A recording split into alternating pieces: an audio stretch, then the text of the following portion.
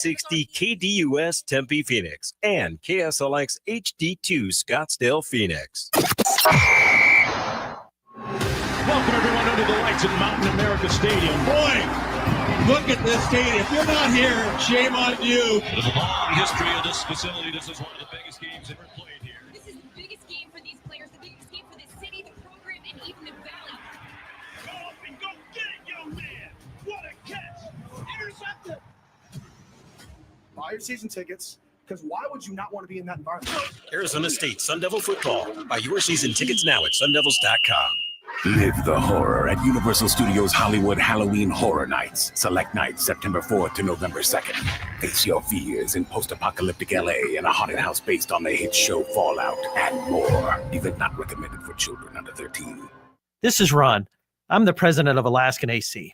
Our main job is keeping you comfortable, and we hope that puts a smile on your face. But we recently met someone we just made smile just by being on the radio. I giggle every time I hear you guys come on. My daughter laughs at me because I can hear the jingle start and I immediately turn the volume up. That's our new friend, Charisse. Not a customer, just somebody who needed a laugh, and we just happened by. My husband passed away 5 years ago. I was diagnosed with cancer 5 years ago. I fell into a very dark depression. You guys make me so happy, so I can't say thank you enough. I really, truly can't. That's awesome. No matter how we made you happy, we just want to say thanks. You're the reason we've been keeping Arizona chill since 1972. The Grizz cracks me up. And I've actually repeated it to people because some of them don't know who you guys are. Mm-hmm. So I have to say, oh, you have to listen to them. They're so funny. Reach out anytime at alaskanac.com. Ooh, Del Taco? Yep, they got these new boxes that are loaded with my faves. Big boxes, come on, can I get a Del, yeah? Del, yeah. What was that? Oh, I bring these guys everywhere. Really enhances the experience. Del Taco's El Big Boxes now come with bigger burritos. Try the $5 Classico, $7 Mex Faves, and $9 Amerimex box. More food, more flavor, more value. Only at Del Taco. Del, yeah. Price of participation may vary. Oh, Mr. Gecko, is it true what they say about Geico's emergency roadside service? I'll own up to it. Yes, it's all true. You mean to say Geico's emergency roadside service really is 24/7? And it's available on the phone or app. It's all part of getting more with Geico. I don't mean to be rude, but could I scooch past you all? You're standing in the way of my yoga class. One more, Mr. Gecko, the fans must know. Why yoga? Well, it helps with my posture. It's my back. It ain't what it used to be. Get more than just savings. Get more with Geico. AM 1060 KDUS Tempe Phoenix and KSLX HD2 Scottsdale Phoenix.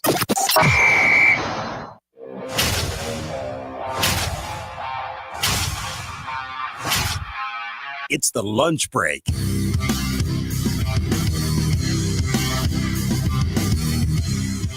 Yes, it is the lunch break, the Thursday edition of the program. Thanks for hanging out with us today. Chris Schubert with you for the next 2 hours. Producer Evan on the other side of the glass, ready to take your phone calls today. 480-864-1060 is how you can get involved in the program. You want to watch the show? Do that over on the KDUS AM 1060 YouTube live stream tonight.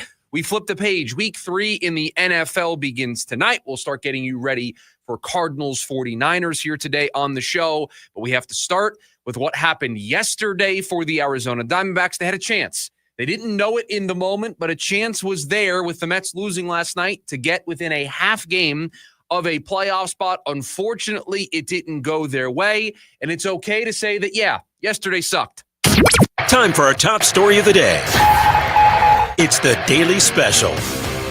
I believe it was a wise radio host who yesterday said, you know what? Just enjoy the journey. Just be excited that this baseball team is making the last 11, now 10 games of the season mean this much. You didn't anticipate that at the trade deadline, so enjoy it. Have some fun. I'm allowing you a one-day reprieve from that, to be upset about what happened yesterday. You're allowed to be annoyed at what happened yesterday. You're allowed to be frustrated that the Diamondbacks let that game yesterday slip away.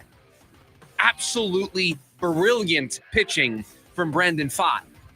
And yet you lose in extras as the day progresses, you see that the Mets lost last night to the San Diego Padres, and you missed an opportunity there to get within a half game of a playoff spot, and the game was right there for the taking there in the bottom of the ninth inning. So, yes, be frustrated today. This is one of those games where you had it. It was there. Diamondbacks should have won that game yesterday, should have walked it off in the ninth inning. They didn't, and you hate to wonder if we get to the end of the year, and it is just a one game or fewer, half game, one game difference between these two teams when it's all said and done. Maybe they're tied when it's all said and done. You would hate to look back at that game yesterday and think what could have been, because it was right there in front of this team. And it was because Brandon Pfaadt was absolutely brilliant. That is one of the best pitching performances that you will ever see. And it wasn't a perfect game. It wasn't a no-hitter, but it was absolutely brilliant, especially in today's modern baseball where you don't see starters go that deep into games. You don't see starters go 9 innings, 9 shutout innings, throw less than 100 pitches.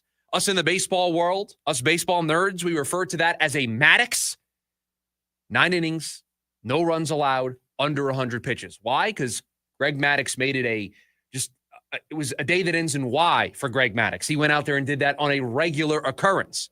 Brandon Pfaadt did that yesterday, and unfortunately, it came in a loss. He walked off the mound yesterday throwing that Maddux without a decision. He walked off the mound without the lead. 9 scoreless innings. It wasn't good enough. And just to put that into its context, Baseball Reference has this number called a game score that every starter gets. And do we dare explain the game score, Producer Evan? Do we dare go down this road? I'm a huge nerd. Do we dare open ourselves up for this today? I think we have to, because I do think it's a pretty important stat here. So the way it works is you start out with a base number of 50, and then based on hits allowed, runs allowed, strikeouts gained, you gain points for the game score. And then when it's all said and done, you get a number for what you did today. 8 times this season in baseball has somebody thrown a game score of at least 90. Sonny Gray, Tariq Skubal, they led the way with 96s. Tanner Beebe with 93, Zach Wheeler with 93, Kevin Gausman and Brandon Pfaadt yesterday with 91s, Garrett Crochet with 90, Michael King also with a 90. You would say some pretty good company in there. Tariq Skubal, probably going to win a second American League Cy Young. Zach Wheeler could have probably won the National League Cy Young if he stayed healthy. Garrett Crochet, one of the best young starters in the game. Michael King, young starter for San Diego, who's been elite. Brandon Pfaadt joined that company yesterday. One of 8 pitchers to have a game score of 90 or better this season. Yet Brandon Pfaadt is the only one of those 8 to have lost the game. Those 7 other starters, their team won the game. Brandon Pfaadt didn't. Brandon Pfaadt lost. It is one of the more brilliant pitching performances we have seen this season, and yet is the only one of this variety that ended in a loss. Extremely disappointing to have Brandon Pfaadt pitch that well.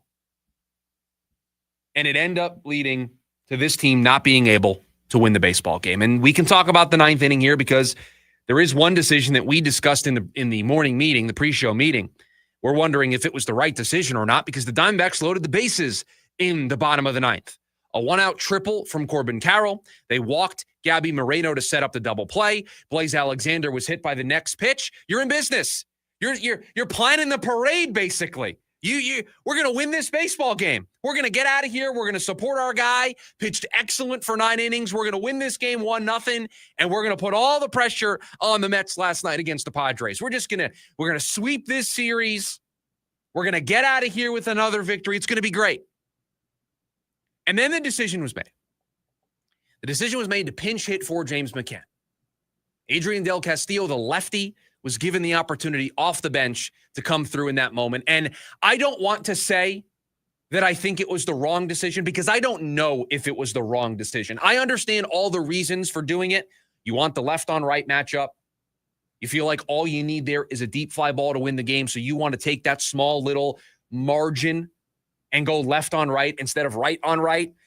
But I can't help but think, if the veteran, the savvy veteran, been around the block, not just a few times, a lot of times, has been in these types of moments, knows what you got to do. You got to get a ball to the deep part of the ballpark with Corbin Carroll's speed. You don't even probably need a ball that deep. You just need a fly ball in the air. You're going to send that runner. You're going to try to win the game right there with Corbin Carroll at third base.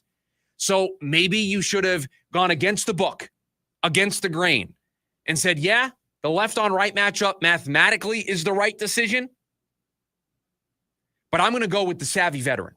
I'm going to go with the guy who's been in this spot more often than Adrian Del Castillo. And again, I'm not trying to get on Torrey today because I can see the reason why he made the decision. But in the back of my mind, I thought maybe you should have left a veteran in there. Maybe you should have given McCann the opportunity to hit the ball to a deep part of the ballpark to score Carroll and win the game, just because he's been in that environment before. You're putting a lot of pressure on a young kid who I know he hit a home run the other night, but overall has been struggling in the month of September, hitting below 200. Is that really a good spot for him to come into the game? I understand the reasoning for pinch hitting off the bench. He has pop. He can hit the ball to the deep part of the ballpark. But I just wonder if you should have stuck with the veteran, the player who's been there before, done it before, and you take your lumps of, yeah, it's a right-on-right matchup, so advantage pitcher, but I'll take my chance with a savvy veteran who's going to know exactly what to do in this spot. I am never going to get on Torrey for this move because you're right. The analytics tell you to make the move. Pretty much just the matchups tell you to make the move. But having a guy like James McCann, who you brought in to be a veteran presence on this team, that just felt like the right opportunity for a veteran presence, right? Like, it's kind of the reason you brought him in. I just would have left him in. And listen, I'm not saying he would have gotten the sack fly. I'm just saying I would have gone with the guy with more experience there. Is it nitpicky? Maybe a little. Maybe it is a little nitpicky with the manager. But I just think when every game is as important down the stretch as they are, sometimes give me the experience. Yeah, I just think you have to evaluate it as what's more important to me. Is it the matchup of the left on right? Or is it that I want to have a veteran who I know has been in these types of situations before, isn't going to try to overswing? Not to say that that's what Adrian Del Castillo was thinking in his mind, but you do tend to defer to the players who have been there and they're able to lower their blood pressure, they're able to lower their heart rate, and they're able to just focus in on the moment, right? I mean, we have fun on this show. We talk about him all the time. I don't know if that's a spot I really want Jordan Lawler playing in, right? Just because hasn't had enough of those opportunities. He's going to be amped up. He may overswing a little bit. He may swing at a ball 7 feet outside of the zone. Whereas James McCann, he's basically seen it all at this point in his career. That's the advantage of having a veteran like McCann on the roster, is that he's basically seen everything. And also, he's a catcher, so he's going to be able to get inside the head of the pitcher and the catcher to know what they're trying to do in that spot. And maybe we are second-guessing. Maybe we are, to use your word, nitpicking, because it was such a brilliant effort from Brandon Pfaadt yesterday. And to come in here and say, yeah, but they lost, just feels so disheartening. It's gut-wrenching, right? Like, just especially in the middle of this run they've been on, and never thought this would be the issue. And to get a start like that and not score, just never thought that would be this Diamondbacks team. And it's a gut-wrenching loss. I closed the show yesterday in the leftovers saying, yeah, goodbye, everybody. Brandon Pfaadt's about to throw 9 scoreless innings. You would have assumed we were going to open the show today talking about the Diamondbacks being just a half game out of a playoff spot, because the Mets lost last night. Lost to the Padres. You got what you needed. It was a massive opportunity last night. And there's a big difference if the Diamondbacks get blown out yesterday and the Padres beat the Mets. You had it. The game was right there. Bottom of the 9th, Corbin Carroll, a 1-out triple, setting the stage. You then get the bases loaded. They intentionally walk somebody. They hit Blaze Alexander. All of a sudden, you are set up in business. I mean, you should win that game 100 out of 100 times when that is the scenario. And instead, you don't. You go to extras. You turn it over to the bullpen. I did see some people mentioning on social media that they may have considered sending Brandon Pfaadt out there for the 10th inning with how well he was pitching. I don't know if I would have done that. I can understand he's been pitching so well. You might as well at least. Could you imagine if they'd done that? Like if he 10-inning shutout baseball. Would have had to negotiate the runner on second base, right? And then so maybe that's the reason why you don't go to him for the 10th. But he was pitching so well that I don't blame somebody for considering it. I do think the right decision when he was up near 100 pitches is to turn to the pen. And unfortunately, it just goes sideways there. You give up a 5 spot, and that's all she wrote. And it's just gut-wrenching is the perfect word. Just absolutely gut-wrenching to lose that game the way that you did, to get a brilliant performance. And I know it wasn't a perfect game, but perfect is the word I would use to describe what Brandon Pfaadt was yesterday for the Diamondbacks. He was perfect. He was everything they needed him to be and then some. And to lose that game the way that they did, to be set up the way that they were in the 9th inning, unfortunately, when we get to the end of the season, if this team misses the playoffs, you're going to look back at not just this game, but moments like this throughout the course of the season, and you're going to say, you add all those up, that's why they fell short. Yeah, you're going to circle some of the ones we have on the meltdown meter, and certainly you're going to circle this one and say, man, so close. And unfortunately, you're not getting any help. The Mets right now playing some afternoon baseball against the Padres. They're up 5-1 in the bottom of the 3rd there against San Diego. So you have an off day today. You start a series with Philly tomorrow, 3-game set. You're going to at least if these results hold, you're going to be 2 games back when things get started tomorrow. And you don't have the tiebreaker, so you need to be catching by 3 games. You're split on the tiebreaker. So they split the season series 3-3. The next tiebreaker is the way that you played in your division. The Diamondbacks right now 25-21 in the NL West. The Mets 23-23. The Mets have I believe they have the Nationals and the Marlins left on their schedule. We know the Diamondback schedule. We've talked about it here on the show. They've got games against the Dodgers and the Padres. So you could see that evening out. Then after that, the third tiebreaker, I've spent a lot of time with this, you can tell, is how you've played against the other divisions. So it will be what the Mets record is against the Central and the West, what the Diamondbacks record is against the Central and the East. Right now, the Mets have the advantage in that tiebreaker if it needs to go that far, if the Diamondbacks are the team that ties with them.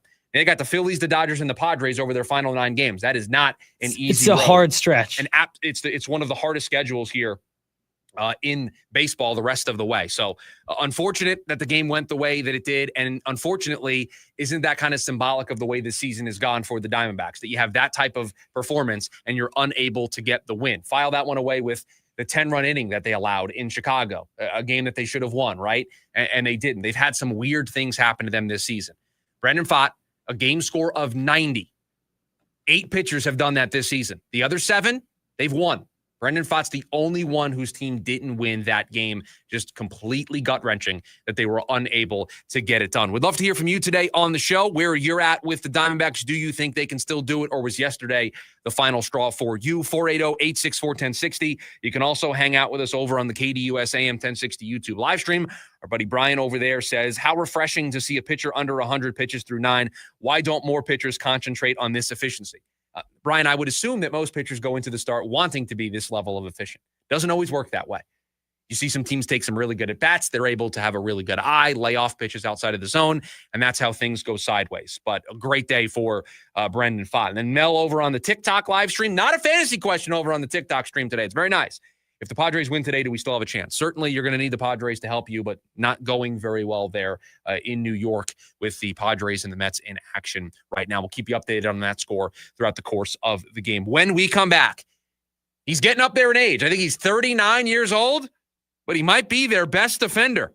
That's next. The lunch break, KDUS, AM 1060. Attention all clones. The Jim Rome Show is here for you every day here on KDUS AM 1060. Lots to get done. Welcome to the program. Listen in as Rome dives into the biggest sports headlines of the day. From final scores, player contracts and trades, team prospects, and even a spicy take or two. The Jim Rome Show, 1 to 4 p.m. every weekday here on KDUS AM 1060. That's the trick. Online at KDUS1060.com and on the KDUS 1060 app. Hosier presents the Unreal Unearthed Tour 2025, live in Phoenix. Talking Stick Resort Amphitheater, October 7th. With special guest, Amble. Get tickets now at livenation.com. The #1 album, Unreal Unearthed, is available everywhere. For more, visit hosier.com. You got the paint job, but now you need the materials fast. Get free same-day or next-day delivery on select PPG paints from the Home Depot. Now that's a pro move. Save time on store runs and get free delivery on small or large orders of select items. Save energy shopping around with PPG's wide assortment of colors and finishes all in one place. And save money with Pro Extra, where you can get up to 20% off paints, primers, and stains through Paint Rewards. The Home Depot, how pros get more done. Come visit the all-new Wekopa Casino Resort, formerly Fort McDowell Casino. Whether you're visiting for slots, table games, the Valley's favorite bingo hall, golf, or food, our new smoke-free casino resort is the place to be. Enjoy a fine dining experience like no other at Ember, or go for the lively crowd at WKP Sportsbook and Bar. Wekopa offers 2 top 10 golf courses in the state, and the resort with heated pools and cabanas is the perfect place to relax. Come experience Wekopa Casino Resort today. At Wekopa, we have the best of it all. Mornings just got better because for a limited time, McDonald's has your favorites for less. Start your day with the $5 meal featuring the Sausage McMuffin with egg, made with freshly cracked egg, savory hot sausage, and melty cheese, plus crispy golden hash browns and a smooth 100% Arabica small coffee, all for just $5. But hurry, this deal won't last forever. Prices and participation may vary. Cannot be combined with any other offer or combo meal. Jim Rome here with the Rome Report. So, is Tom Brady's side hustle with Fox a conflict of interest, given that he also happens to be a minority of the Las Vegas Raiders? And does the league, which cares way too much about way more trivial matters, care about this at all? Of course, Brady's sitting in on production meetings with coaches and players from teams that play his team is a conflict of interest. But does it even matter? Of course not. Have you seen the Raiders play this year? Do they look like they're the beneficiaries of any unfair competitive advantage? And of course, the league doesn't care about this. Brady's the GOAT. The Shield lets this dude do whatever he wants, whenever he wants. They'd go full Truman Show and put a camera on this guy 24/7 if they could. In fact, I'm shocked Brady himself hasn't already asked for that, because you know the NFL would say yes. Nothing to see here except Brady's face, anywhere and everywhere. I'm Jim Rome. Remember, you can follow me on Instagram at Jim Rome. Football season is back on Prize Picks. You and I make decisions every day, but on Prize Picks, being right can get you paid. So don't miss any of the action this season with Prize Picks, where it's good to be right. Download the Prize Picks app today. Use my code ROME and get $50 in bonus credit instantly in lineups when you play $5. That's code ROME on Prize Picks to get $50 bonus credit instantly in lineups when you play $5. Win or lose, you'll get $50 bonus credit in lineups just for playing. It's guaranteed. Prize Picks, it's good to be right. You do have to be present in certain states. Visit prizepicks.com for restrictions and details. You need parts? O'Reilly has parts. Get 1 free set of brake pads when you buy 2 brake rotors. Upgrade to Brake Best Select pads for just $10. Or upgrade to Brake Best Select Pro or Import Direct pads for just $20. Product availability. Just one part that makes O'Reilly stand apart. Restrictions apply. See store for details. O'Reilly Auto Parts. It's the Sports Zoo. The Cardinals 2-0, actually not surprising. I would not be shocked if the Cardinals started 5-2, 6-1. And if you want to get drunk on the Bird Gang, why not say that they can then beat Green Bay? Why not beat Green Bay that day at home in front of your crowd? Now you get San Fran and San Fran, which, we thought would be a really tough game. But, no Brock Purdy, I don't think. We'll see. Live weekdays from 5 to 6 p.m. here on KDUS AM 1060 and on the KDUS 1060 app.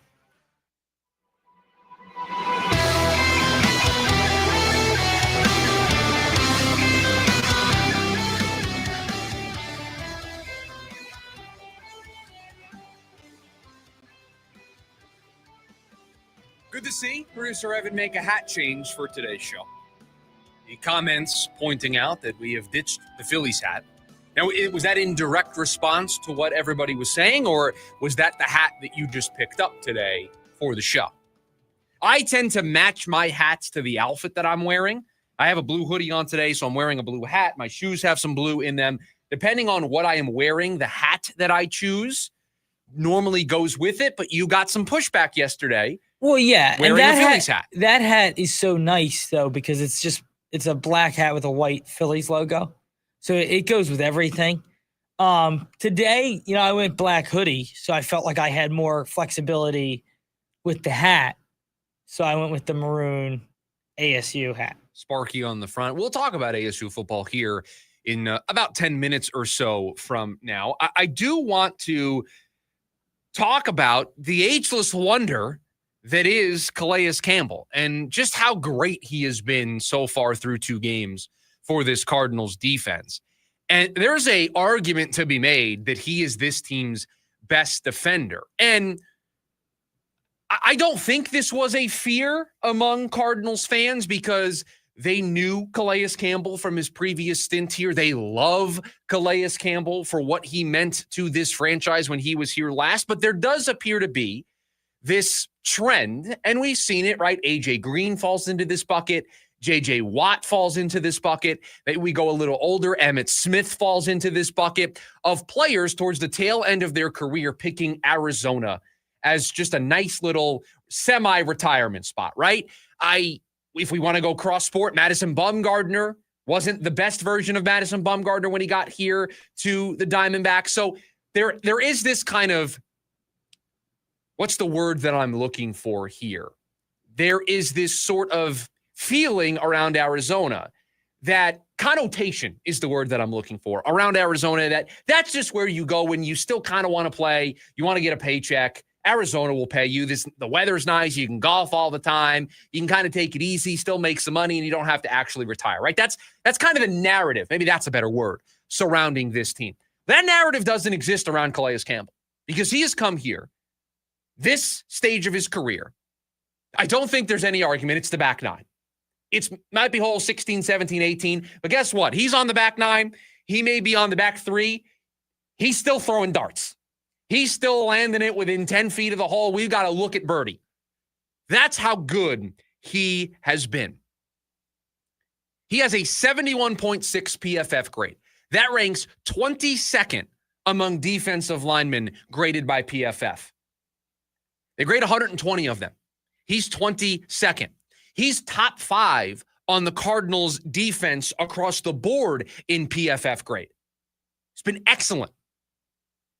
He's the only defensive lineman for the Cardinals that grades highly in both pressure percentage on pass rushing downs and run stopping percentage. I saw a chart today that viewed all the interior defensive linemen, Calais Campbell in an island amongst himself compared to Stills and Darius Robinson along that defensive line. Calais Campbell has been an ageless wonder.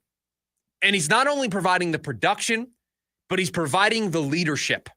He is providing the leadership for a team that feels like they are trying to, wanting to. So far, they're doing it, taking that next step as a team.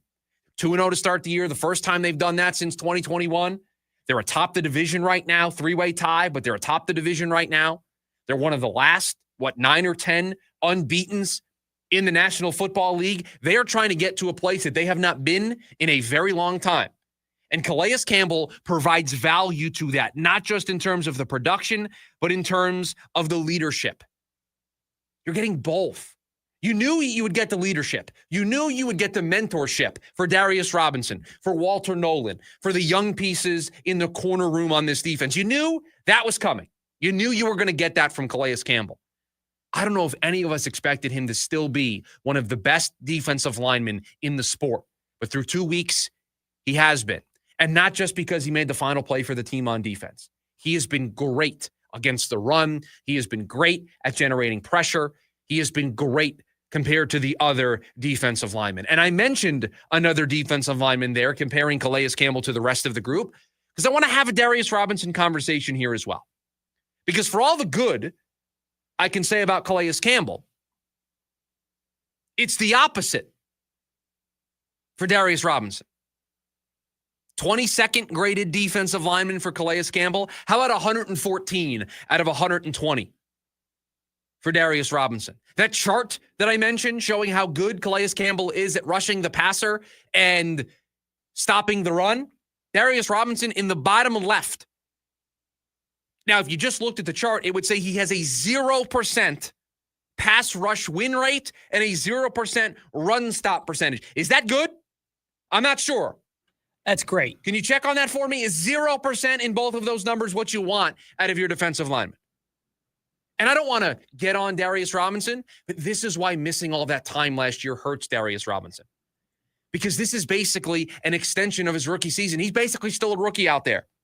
He's basically still learning on the fly, and he's doing so in a year where the Cardinals can't afford to be learning on the fly. The Cardinals need results. The Cardinals need wins. The team needs him.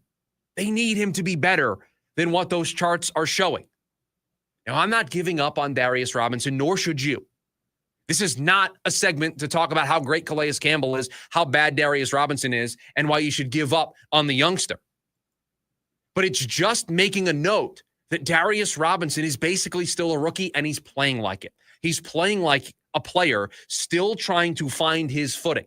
And for right now, the Cardinals can afford to go through these growing pains. It is still too early to give up on Darius Robinson as a player. But he's going to need to turn a corner soon.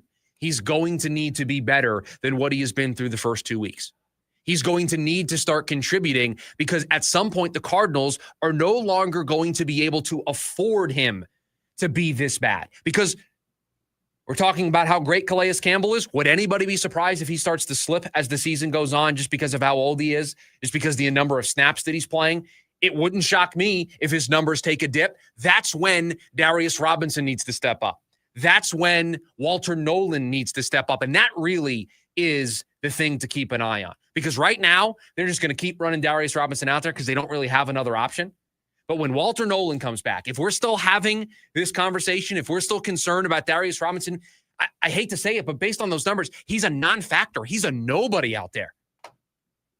If he continues to be a nobody, if he continues to be a non-factor and Walter Nolan is back and healthy, don't be surprised if Walter Nolan starts to gobble up the opportunities that are being given to Darius Robinson. So he has that amount of time until Walter Nolan gets back in the fold for the Cardinals to really turn things around. And we did the math in the offseason. We think it's going to be week 7, week 8 at the earliest for Nolan. So you have time. But once we get to that point, if we are still worrying, if we're still looking at charts that showing that Darius Robinson is a non-factor, the Cardinals are going to be left with no other choice. They got to win football games. They want to develop players. They're trying to build something here. But you have to focus on wins and losses. So far, Darius Robinson hasn't hurt this team. They're 2-0. But starting on Sunday, divisional matchups, as this season progresses, they're going to need him to be more. This feels like the first week where they're really going to need him. And especially if Purdy plays. Like, this is the type of game where you're going to need all the bodies you can get up front. You need Darius Robinson to be productive. And I get it. I know he hasn't played much football. And I'm not saying we give up on him. And that's the reason why you don't give up on him, because he hasn't played a ton of football. This is still his rookie season, basically. He hasn't played a full season's worth of games yet. But how late into the season can this go before it gets addressed? And that's really, the question. And really, right now, because you're 2-0, because it's still early in the season, we can say, give it time. We can say, give him all the opportunities in the world. But as the season gets later and the games, even though they're still 1 out of 17, they start to matter more and more. And if they have an option like Walter Nolan, it's going to become harder and harder to justify him play. It's going to become harder and harder to run him out there when at the end of the day, fans don't care about the development of Darius Robinson. They care about wins and losses. Right now, you can get away with it. Still early in the season. We still believe in Darius Robinson. And again, Walter Nolan's not sitting there on the sidelines ready to go.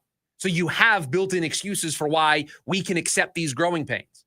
But as the season gets later and later, those excuses start to run out, and they just have to start getting the results. Now, if they're winning, that's going to help. Changes everything. It allows this to just fade into the background, and then it just becomes more, did they make a mistake with the pick? But if he's struggling and they're not winning games, then it's just going to become fodder that we're going to always be thinking about. 480-864-1060 is the phone number for you to join us here today on the program. Would also love to hear from you over on the KDUS AM 1060 YouTube live stream as well. We've renamed it, the Power Rankings. We went with a little alliteration. We're calling it the Schubert Scale. We have the Week 3 Schubert Scale. I love a good alliteration. Scale's not the best word, but it matches the Schubert part, so we're going to go with it. It's really no herd hierarchy, right? For no, I mean, we don't have that level of. And I've been going pizzazz through them in my head. I really can't think of one. So we're gonna go with Schubert Scale. We're gonna leave that as the current placeholder name instead of just the Power Rankings. So So we got the Schubert Scale coming up in hour number 2 of the program. We've got Buy or Sell coming up at about 20 minutes from now. But on the other side of the break, who's the better quarterback on Saturday? That's next. The lunch break, KDUS, AM 1060. Ready to tackle each morning with the best sports information coming at you? I'm going to take a logical approach. Get that weekday mornings on KDUS AM 1060 from 6 to 9 a.m. with the Dan Patrick Show. Dan Patrick, the Danettes, sports icons, sports legends, celebrities, poll questions. The Dan Patrick Show has it all. It's a crapshoot. Be sure to lock your dials to AM 1060 or 100.7 HD2 from 6 to 9 a.m. Mornings just got better. This story is about us.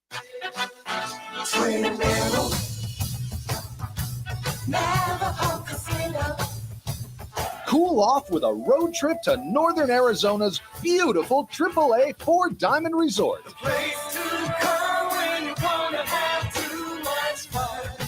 Football freaks, crush our $57,000 pigskin pickup and score up to $500 free play weekly and up to $5,000 cash at season's end.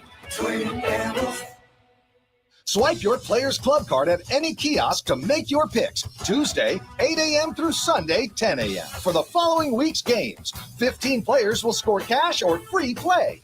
You'll love Zenith Steakhouse, awarded for excellence by Wine Spectator, the D. Rona Award for Excellence, and Open Table Diner's Choice Award. The place to come when you want to have too much fun. Gambling problem? Call 1-800-NEXT-STEP. Nitro Circus is back with the all-new Off the Rails Tour. World-class daredevils and FMX, BMX, skate, scooter, and more. Jaw-dropping stunts, high-flying tricks, and never-been-done showdowns. Friday, December 5th, Desert Diamond Arena. Visit Ticketmaster.com. Sprouts Farmers Market has fresh, better-for-you finds at prices you'll love so much you won't want to leave the store. Okay, I guess I gotta leave my happy place now. Back to real life. I got everything on my list. Cage-free eggs, organic fruits and veggies at great prices, all these amazing supplements. Mom, we're gonna be late for jujitsu. Do we have to leave? I just love it here so much. I don't want to go back to real life. I don't want to go. Sprouts Farmers Market. Incredible finds at prices you'll love. Denny's has 5 slams starting at $5, like the 2-egg breakfast slam. Great deals on full meals like the Super Slam. That's slamming smart. 5 slams starting at $5. And now earn booth bucks with Denny's rewards. Find your booth at Denny's. Valid at participating restaurants and on Denny's.com for a limited time. Restrictions and surcharges apply. America. We are endowed by our Creator with certain unalienable rights, life, liberty, and the pursuit of happiness. By honoring your sacred vocation of business, you impact your family, your friends, and your community. At Grand Canyon University, our MBA degree program is 100% online, with emphases in business analytics and finance to help you reach your goals. Find your purpose at GCU. Private, Christian, affordable. Visit gcu.edu. Staples presents That Was Easy. Our office computers were from like 2012. What? They had computers then? Yeah, I don't know much about new tech. Apparently. So I went to Staples and saved big on an AI-powered HP laptop and HP OfficeJet Pro printer, which also came with 3 months of free instant ink. And we're back in this century. During Staples HP Tech Event, save up to 35% on HP printers and up to 40% on AI-powered HP PCs. That was easy. In-store, online, and on the app. Into 11/1 select models only. James Out West, your desert destination for sports here in the Valley. You've seen Shador. We've all seen him. He's, kind of everybody gravitates toward him. He's got aura. There we go. Thank you, as the young kids say. He's just there doing his job. He shows up early. He stays late. He's not posting it on social media to post it on social media to say, look at me. What you see is when he shows up to a neighborhood in which just got burned down, the apartment complex, and he sets up food trucks. I can't wait to see what happens for him, and I think that they have a good foundation for the future. It's James Out West, every other Monday night from 6 to 7 p.m., right here on KDUS AM 1060 and on the KDUS 1060 app.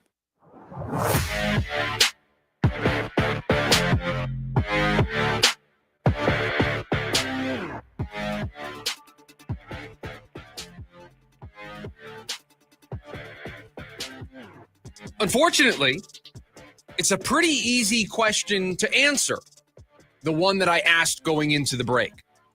When ASU and Baylor step foot on the field on Saturday, who is the better quarterback? You don't need to do a ton of research to get the answer. Sawyer Robinson, the starter for Baylor, is second in all of FBS in total yards. He's third in passing touchdowns. He's first among Big 12 quarterbacks in passing yards. He's second in touchdowns behind Morton, the Texas Tech quarterback, who ASU is going to see also this season. So number 1 and number 2 on your schedule this year if you're the Sun Devils. That's where Sawyer Robinson ranks among quarterbacks, not just in the Big 12, but nationally. Sam Leavitt, he's 12th amongst Big 12 quarterbacks in yards. He's 10th in touchdowns. He's thrown the most interceptions. He's been sacked the most. It's an easy question to answer. This week, on Saturday, the 20th, when the Sun Devils step foot on the field with Baylor, the better quarterback is the guy under center for the Bears. That's easy. It's not an argument. The stats tell you that the guy who's been the better quarterback this season is Sawyer Robinson. And that's the problem for ASU. That's the issue that they face 3 games into the season. Because wasn't it supposed to be that the Sun Devils walked onto basically every field this year, home, road, on the moon, Big 12 title game in Dallas, wherever they play the college football playoff? Wasn't it supposed to be the case that most of the time, if not all of the time, that when the Sun Devils took the field, Sam Leavitt was the best quarterback on the field? That the Sun Devils had the quarterback advantage? That's what this entire year was supposed to be about. Sam Leavitt taking that next step and being that top college quarterback. Why he was in mock drafts going in the first round. Why he was listed among the, not the favorites, but was listed as somebody to win the Heisman Trophy in the betting markets, because he was supposed to be a quarterback that when ASU took the field, you had the advantage. Yet through 3 games, it doesn't feel that way. In all seriousness, I mean, were there 7 quarterbacks preseason you would have taken above him? That's maybe generous. It could be less than that, right? So now you take a step back. It's like, okay, well, now I feel like there's 5 in this conference I would take above him right now to start a game. This offense has not been able to click yet, and it needs to.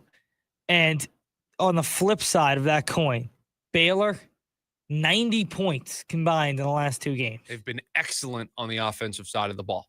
And hence why Sawyer Robinson has the numbers that he has. Is second in the nation in passing yards. They get the ball out quick. They do a very nice job with multiple receivers. To the other side of what Arizona State does, where it's Jordan Tyson. Baylor has 3 to 4 guys they could turn to it, and Sawyer spreads the ball around. And until we feel the way Baylor fans probably feel about Sawyer Robinson, until ASU fans feel that way about Sam Leavitt, until he becomes the quarterback that we all think he can be. He didn't accidentally get on the Heisman betting odds. That wasn't a misprint by somebody. There's a reason why he got placed on that short list. There's a reason why he's been talked about as a potential first-round quarterback, at least in the summertime. Those things don't happen on accident. He just hasn't been that quarterback through the first 3 weeks. And so until he becomes that quarterback, aren't you going to be a little queasy about ASU's chances this year? Because most of it was riding on Sam Leavitt being one of the best quarterbacks in the country, and he just hasn't been. He hasn't been one of the best quarterbacks in his own conference so far through 3 games. And so until that changes, I don't see how anybody's feeling about ASU changes. Until we start getting to a place where we're previewing these games and we go, ASU's got the quarterback battle on lock. They've got the best quarterback on the field. Until we start feeling like that, you're going to feel really uneasy about these Big 12 games. You're going to feel really uneasy about this team's ability to be there at the end for the Big 12 championship. You're going to be unsettled about it because there's nothing settling about the way this offense has played for 3 weeks. And spoiler alert, you haven't really played anybody. What happens when you play Texas Tech? We just mentioned it. You're going to face right now, statistically, the 2 best quarterbacks in the Big 12. They're both on your schedule. You got to beat those guys. And Sam Leavitt was supposed to be the person that could go toe-to-toe, the quarterback that was supposed to go toe-to-toe with all those guys and be the better quarterback. I didn't hear anybody in the summer talking about Sawyer Robinson as a draft-eligible quarterback. I didn't hear anybody talking about him being somebody that could go in the first round. Now, I don't know what class Sawyer Robinson is, but you get my point. People weren't talking about him that way. They were talking about Sam Leavitt that way. And yet here we are this week. Are we talking about Sam Leavitt like that? Are we talking about the ASU offense the way that we thought we would 3 weeks into the season?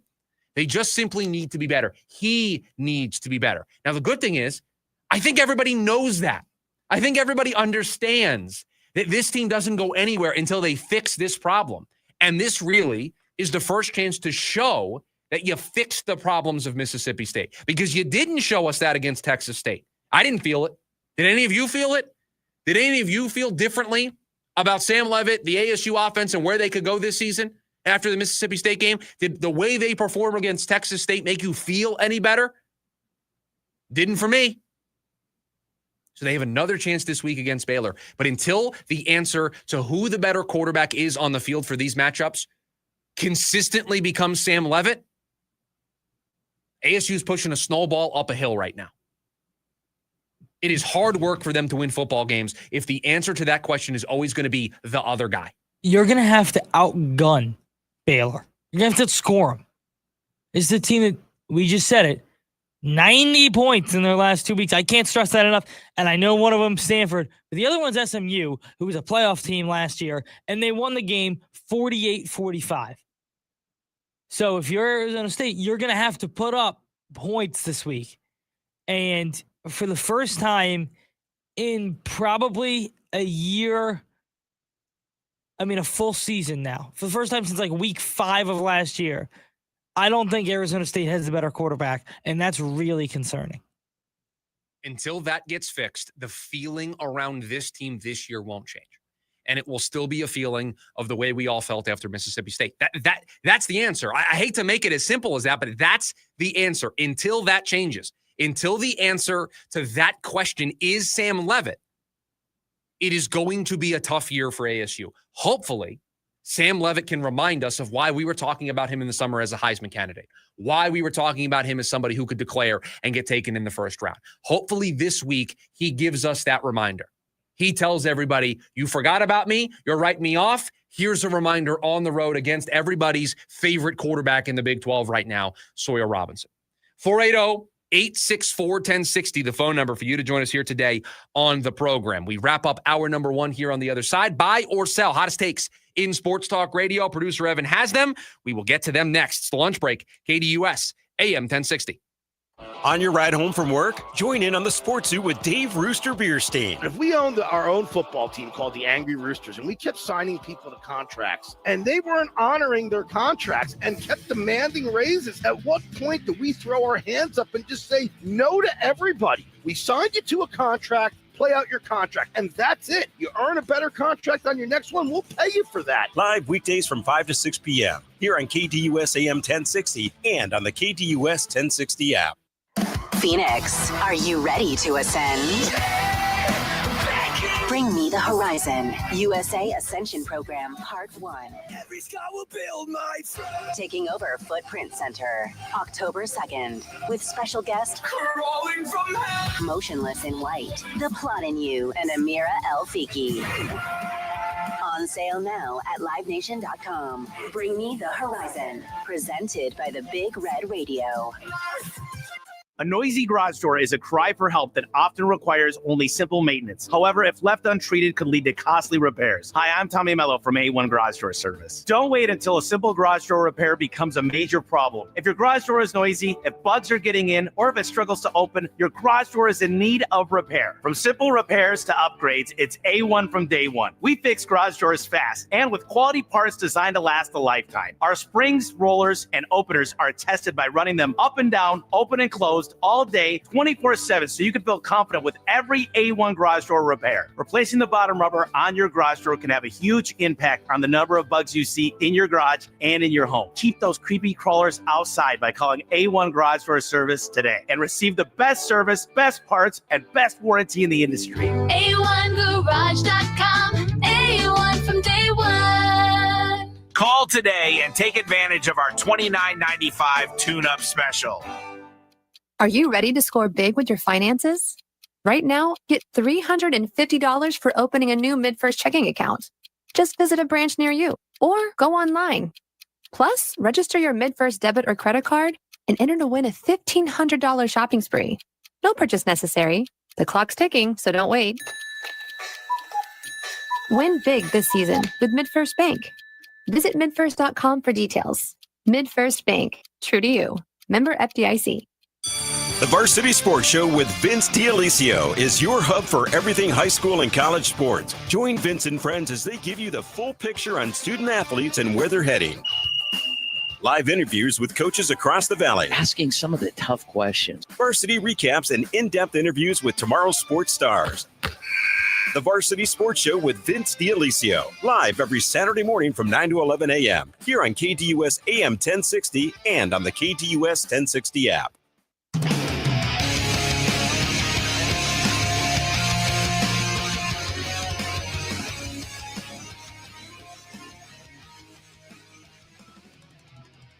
Before we get into buy or sell, I do need to make an official statement for the lunch break. Oh, we have an official statement. Official statement. Oh, are you dabbling tonight?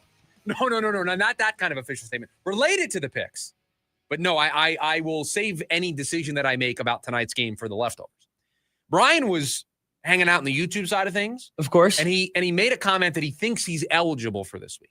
Now, I just want to let everybody know the ground rules here for the team listener versus the show pick'em contest. If you play, win or lose, you can't play again for another month. So you're out for a full month after that. So Brian, not eligible. He played the first week. He didn't play last week. So that's 2. He's got 2 more that he's got to sit out before Brian could represent team listener again. So somebody else has to represent team listener. Same goes for Peyton, right? Who played last week. Not eligible. For the next 3 weeks now. So somebody else has to participate. So I'm just getting in front of it with everybody. So Brian's not eligible till week 5. If that is a month. So it's week 3, week 4, week 5. So that's the way the ground rules work. So somebody else has to represent team listener tomorrow. We won last week. Don't let us get hot. Yeah. Don't let it be 2 Listen, in a row.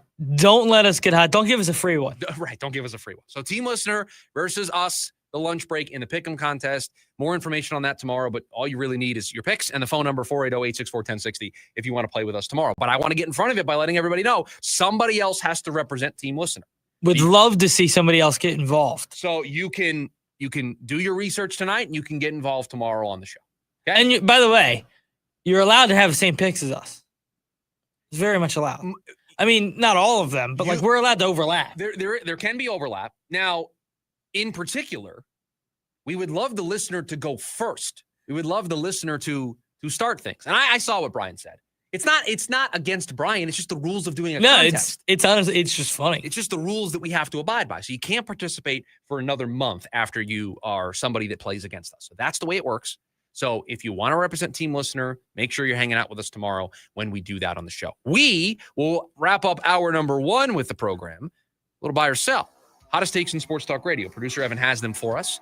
I'm buying or selling the takes. What do you have on the docket today, my friend? We'll start with the 2 football teams in town. The Cardinals need one of their young pass rushers to step up if they want to be a playoff team. Now, what are you defining as young pass rusher? Darius Robinson? Zaven Collins? Zaven Collins. I saw a graph today that was not very good for Zaven Collins. Walter Nolan went healthy. Yeah, I mean, those are the big ones. You certainly could envision a world where Calais Campbell, over the course of the season, his numbers start to fade a little bit, just because he's an older player, right? And the idea of bringing him and Dalvin Tomlinson in was they were going to be able to set the tone early, and then the young guys were going to be able to take over late. At least that's how I looked at it. Veterans instill their wisdom. They get the team off to a good start. But as this season progresses, things transition more to Darius Robinson and Walter Nolan.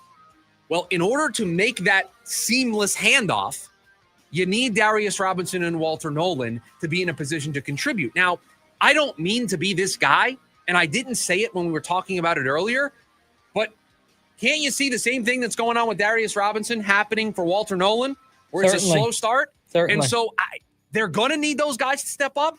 I just don't know if they're going to be able to step up. It may be unfair to assume that they're going to be able to step up. That's why the Walter Nolan injury was so bad, because it was a script that we already lived out last year. And we saw what it did to Darius Robinson's development as a player, and we're still dealing with the ramifications of that. Sam Levitt needs to be used more as a designed runner. I'm designed. I mean, he already runs enough as it is. I believe my official take was buy on the first one. I don't know if I have. Yeah, I was said it. going to go Okay. back and say that. I did just think about that. I will Brandon. sell this take because he already does enough running.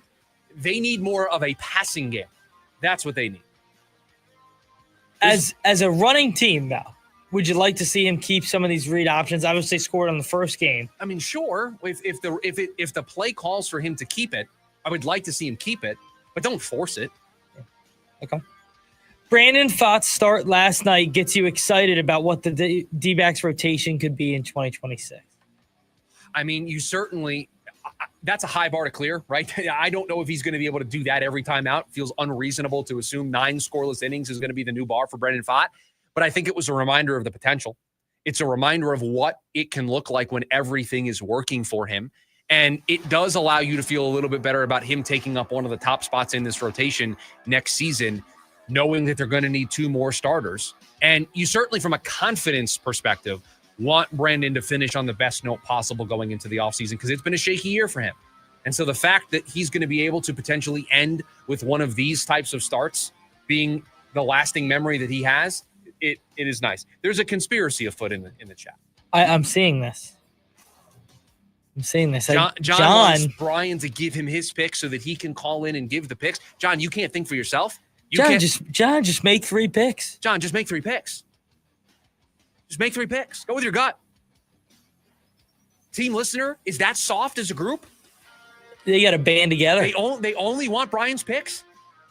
That's what team listeners boil down to? One guy? Brian? That's it? That's all you got? We win one time. And that's what has come of team picks? Of team listeners? Oof. That's a rough look for team listeners on a Thursday. Rough look. They need a bounce back week. Well, they need to bounce back something because this is it's tough look on a Thursday. There needs to be a players only meeting called right now. I mean, this is bad. Bad. And as we know, players only meetings never go well. And to call one in week 3. Yeah, I mean that's bad. Raleek Brown, even if Kyson Brown is healthy, should get more carries this week. He's been very good, right? And you certainly don't want to take him out of the rotation when he has been exceptional for this team. So I'll buy this take. When a player is hot, keep them as involved as you can for as long as you can. I just think out of their running back room, he's got the best burst. And for me, I mean, he ripped off what a 75-yarder run. You're stating the obvious. I'm stating the obvious, but I just big playability out of Raleek Brown. I think he should be their bell cow. All right. Happy National Burger Day. Cheeseburger Day, please. Sorry. Happy National Cheeseburger Day. Here's my last buy or sell for you. You ready? In-N-Out is the best fast food cheeseburger. Are we just evaluating the cheeseburger? Or are we taking the whole thing into account? Like the whole Give experience? me the cheeseburger first, and then we can do whole The experience. answer is the same to both. I will sell both that they have the best burger, and it is the best burger experience with the fries and everything. I find In-N-Out extremely overrated. The fries are weak. The fries, they're not weak. They may be the worst fry out there. Nope. Cane's is worse. I'm not doing this. We love Cane's. We love Cane's here on the show. You love Cane's here on the spots. show. We love Cane's. We love Cane's. Love them. I love Five Guys as a burger. It's expensive, pricey. But the best burger. Five Guys is up there. Problem is, I can get an In-N-Out burger for what? $5? No, I am very aware that the cost is the reason why you would go someplace else. But if we're just evaluating the burger itself, Five Guys hands down. I think it's a good argument. I'm now hungry. Did you think of East Coast guy? Did you think of Shake Shack at all? So interestingly enough, there was not a Shake Shack around where I live. Okay. For most of my upbringing, my first Shake Shack experience was actually when it came here. Now Really? I have it when I go back, but I didn't have it until it came to Scottsdale. I like Shake Shack. It's good. Yeah, it's good. It's good. There's the one in the mall and then the one up in That's North Scottsdale. The one in the mall is the one that I've been to. Yeah, I don't think I've ever been to the other one either. John's over here saying Burger King in the chat. Come on. I mean, John. What are we doing? It's a really bad day for Team Listener. I mean, this is the end of hour number 1. Whataburger is maybe worse than Burger King. It has been a rough hour for Team Listener. Hopefully they can recover for hour number 2. So when we come back, it's another year, another conversation about Marvin Harrison Jr.'s target share. That's next, the lunch break, KDUS, AM 1060.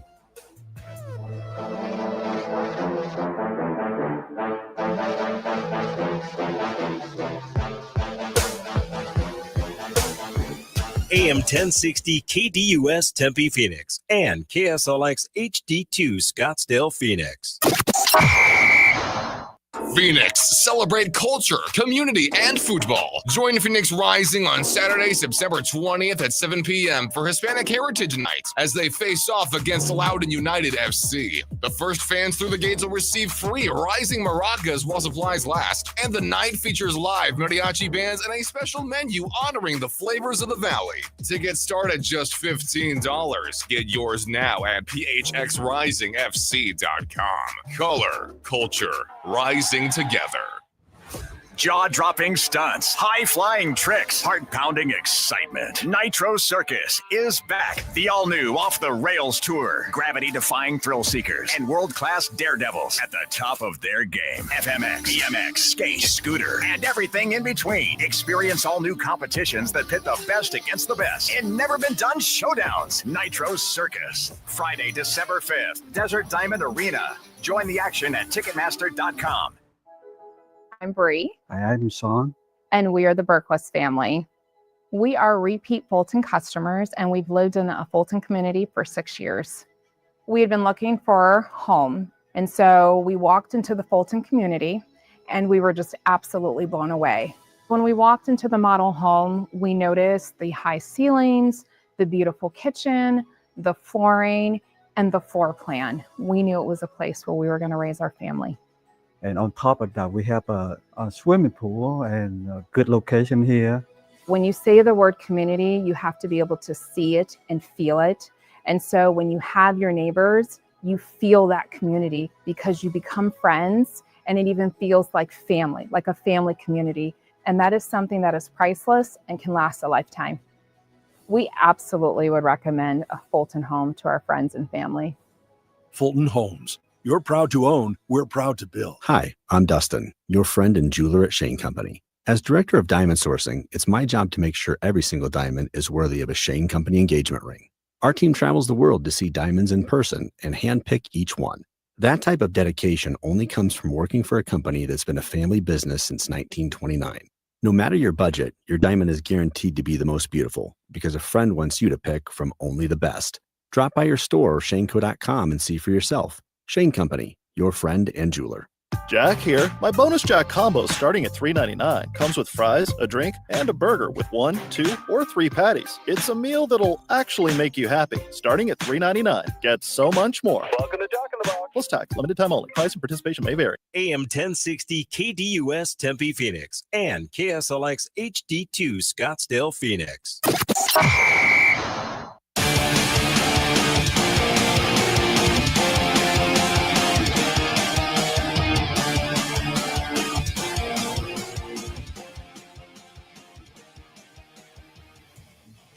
Hour number 2 of the lunch break. Chris Schubert with you. Thanks for hanging out with us today on a Thursday. Got the Schubert Scale coming up in about 10 minutes from now. How I see the NFL through 2 weeks of the season. But we start hour number 2 of the program talking about, overall, I think it's fair to say, was a interesting day for Kyler Murray at the podium.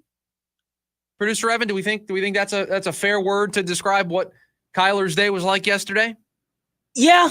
First, it was the Instagram picture that was posted and then deleted, and just felt like somebody needed to tell Kyler that was a bad idea. Listen, you're not chalking yesterday up as Kyler Murray's A+ day. It was not an A+ day week. for him or his team.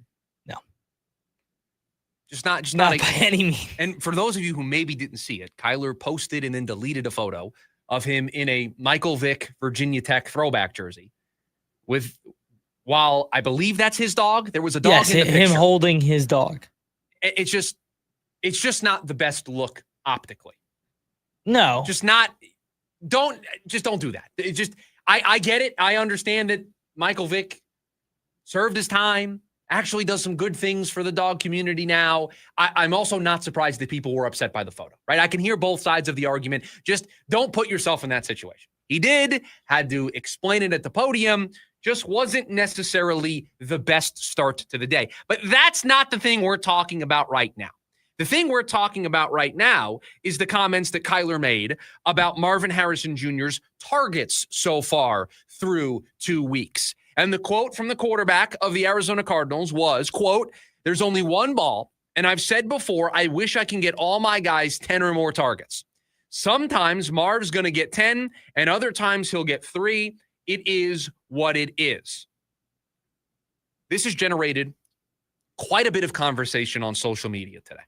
Marv's had to respond to it. We'll give you his response here in just a little bit. But overall, I'm surprised. Let me take that back. I'm not surprised at the reaction because I think that everybody kind of looks for an opportunity to get on Kyler. People already don't like Kyler. People already look for places for him to trip up to get on him because they don't want him as the quarterback anymore. I am, however, surprised that people got upset at these comments because I don't think there's really anything wrong with them. He's saying the truth. It's true that some weeks Marv is going to get a ton of targets.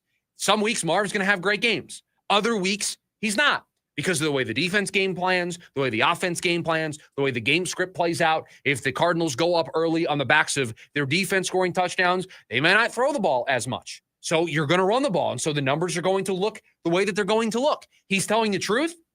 And he's not throwing anybody under the bus. He didn't say that, Marv's not catching the ball. He didn't say that, well, I throw to the guys that are open, right? If he said that, okay, I understand. Now you're throwing Marv right under the bus. Are you saying that Marv's not getting open? We can have that conversation. He's not throwing Drew Petzing under the bus. He's just stating the obvious, that every week it's going to look different because you're playing different teams and the way you game plan is different.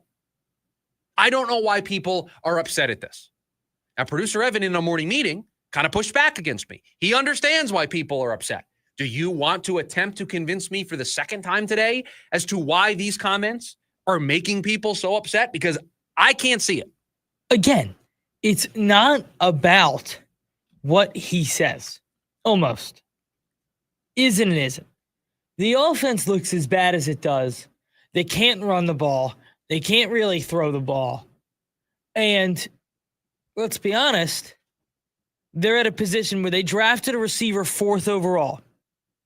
You have Malik Neighbors, who I don't care who's playing quarterback over there. They are making an active effort to give the ball to Malik Neighbors. That does not seem to be the case here in Arizona. And I understand the Giants and the Cardinals are in 2 different trajectories of the season and however else you would like to say it. But your number 1 receiver has 5 targets through 2 weeks. The best quarterbacks in the world get to the podium and say, yeah, we need to do a better job of getting our playmakers to football. And that's it. And that's it. I don't even hate Kyler's answer. But that's a fact, is that the best quarterbacks in the world would say we need to get our playmakers to football. To me, if he said that, there's a case to be made that he's throwing Drew Petzing under the bus. I think the answer that he gave is the most diplomatic way of saying that they have a problem without actually throwing anybody under the bus. Because I think we would both agree they have a problem. I think we would both agree that there are different reasons for the problem. Kyler shares some blame. We were giving out blame pie. Kyler deserves a slice. Drew Petzing deserves a slice. I would say Marv deserves a slice. You got to catch the balls that are thrown right at you, buddy. You got to catch the easy ones. There was a ball that he dropped in that game. There's a comeback Sunday. route that hits him right in the hands, right? But at the end of the day, it's on the quarterback, it's on the coordinator to get him involved. Agreed. If he's horrible and it's not going to work out, okay. But then it doesn't feel like that, does it? It feels like they've never, have you ever seen them flip a wide receiver screen out there? Not that that's the type of player he is. Have you ever seen them have a specific design where like, wow, what a drawn up play to get the ball into Marv's hands? there were plays in week 1 of the season that felt like they were schemed for Marv. He's open and Kyler's not making the throws. And there are things on the tape that say they are doing what they can to get Marv involved. And that's why everybody shares some blame here. And I love Marv's answer to this, where he said that it's a silly conversation. We're 2-0. That's what matters, right? That's the perfect answer. And Marv also added, I saw this from Bo Brock over at PHNX Sports, quote, "It's always frustrating when you know you may not get the impact that you want in the game, especially when you've put in so much work." And I think that's just being honest and saying, yeah, I'm frustrated. I want to be putting up numbers, but we're 2-0. We're winning. That's the most important thing. Now, do you want maybe a silver lining, a reason to think that this can change? The Cardinals, shout out to Mike Clay over at ESPN for sharing these numbers. The Cardinals have been in front during 70% of their offensive snaps. 70% of the time when the Cardinals are snapping the ball on offense, they've been in the lead. I actually thought it'd be more. I know that sounds crazy. But 70%, there's no need to air it out. There's no need to throw the ball down the field. But they didn't take a snap in game 2, they did not take a snap without a lead. They were offensively. They were in the lead the whole time on Sunday. So you don't feel the need to air the ball out and go for 350. You got an early defensive score. You were playing from ahead, and their game script is we're going to run the football, we're going to play great defense, and we're not going to make mistakes. That's what they want to do. And if you start dropping back and trying to get Marv involved and force-feeding him, that's where you can make mistakes. Because for the same people that are criticizing Kyler for those comments, if he went out there and they force-fed the ball 14 times to Marv and he threw 2 picks, those same people would be looking to me to criticize Kyler for throwing the 2 interceptions. You can't have it both ways, everybody. You can't.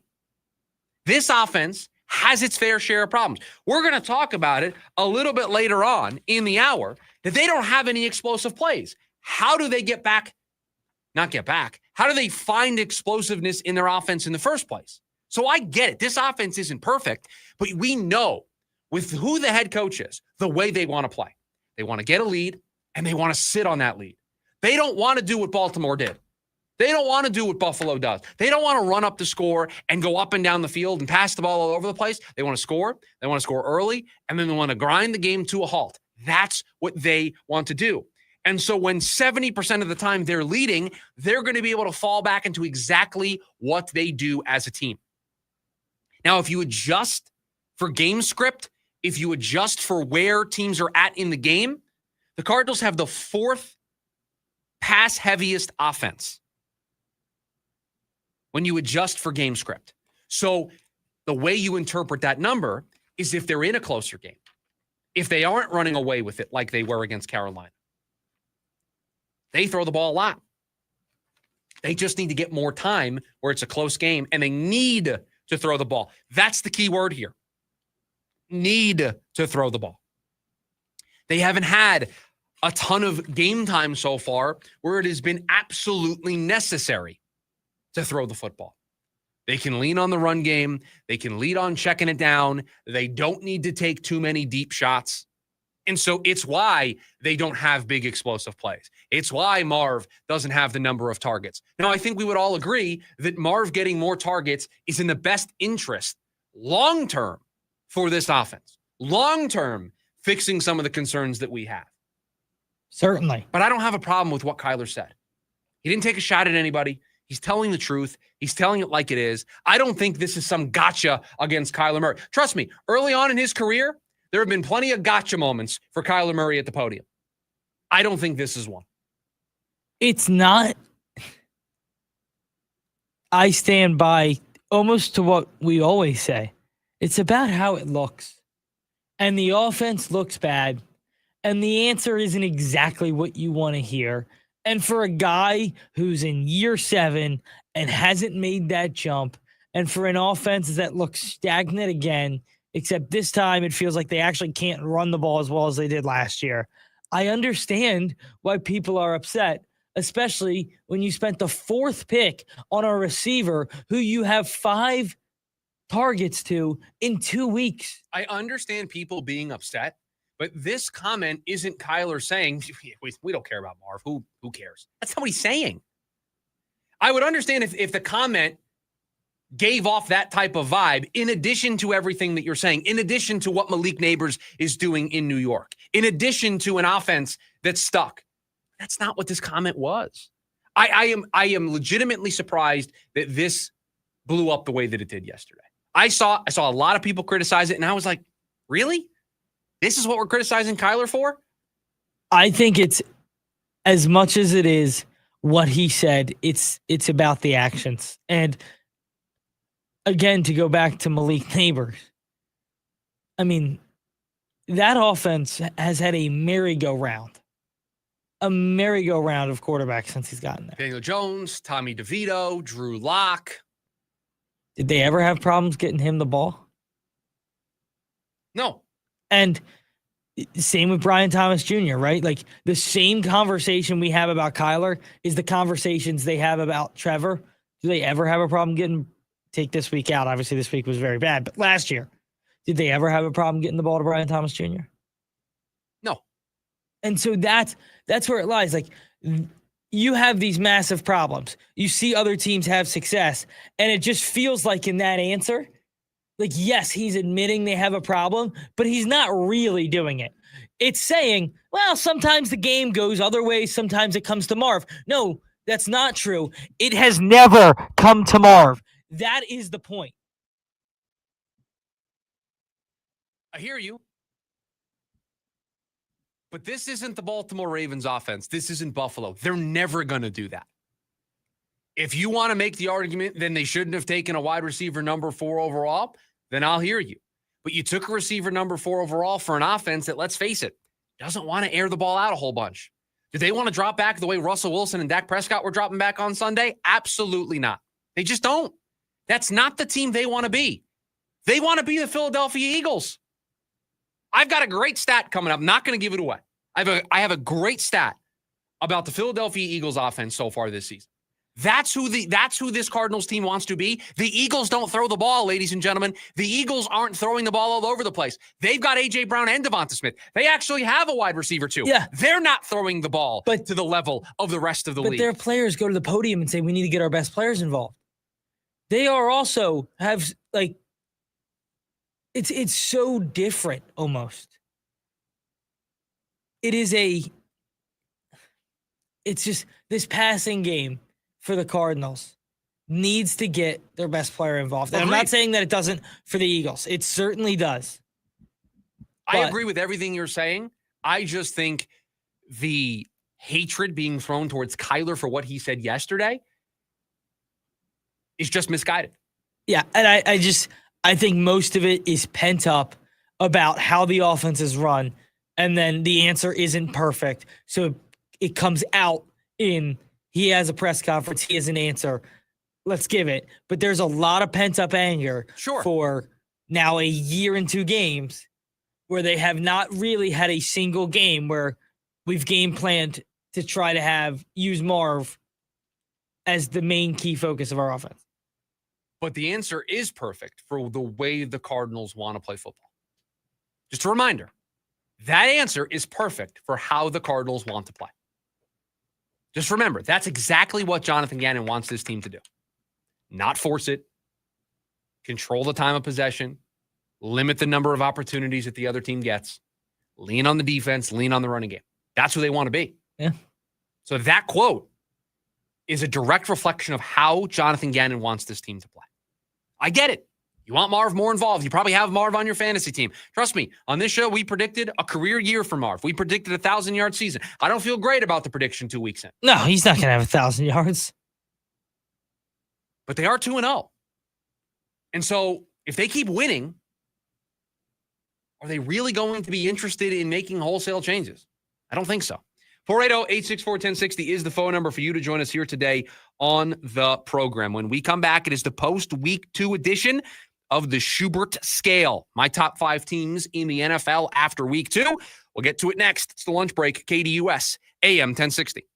It's the Dan Patrick Show. Ben DiNucci, NFL quarterback. I'm still going to introduce you as NFL quarterback. Being on the practice squad, what's the difference in how you're treated, lifestyle? Honestly, nothing's different. I mean, there's 53 guys on the active roster and there's 16 on the practice squad. And the reality of the NFL is that guys are going to get hurt. There's a reason that these teams put a lot of effort into the practice squad, just like they do the active roster. It's really all the same. You're still traveling with the team. The pay cut's a little bit less, but at the end of the day, it's still great. Live Monday through Friday, 6 to 9 a.m. right here on KDUS AM 1060 and the KDUS 1060 app.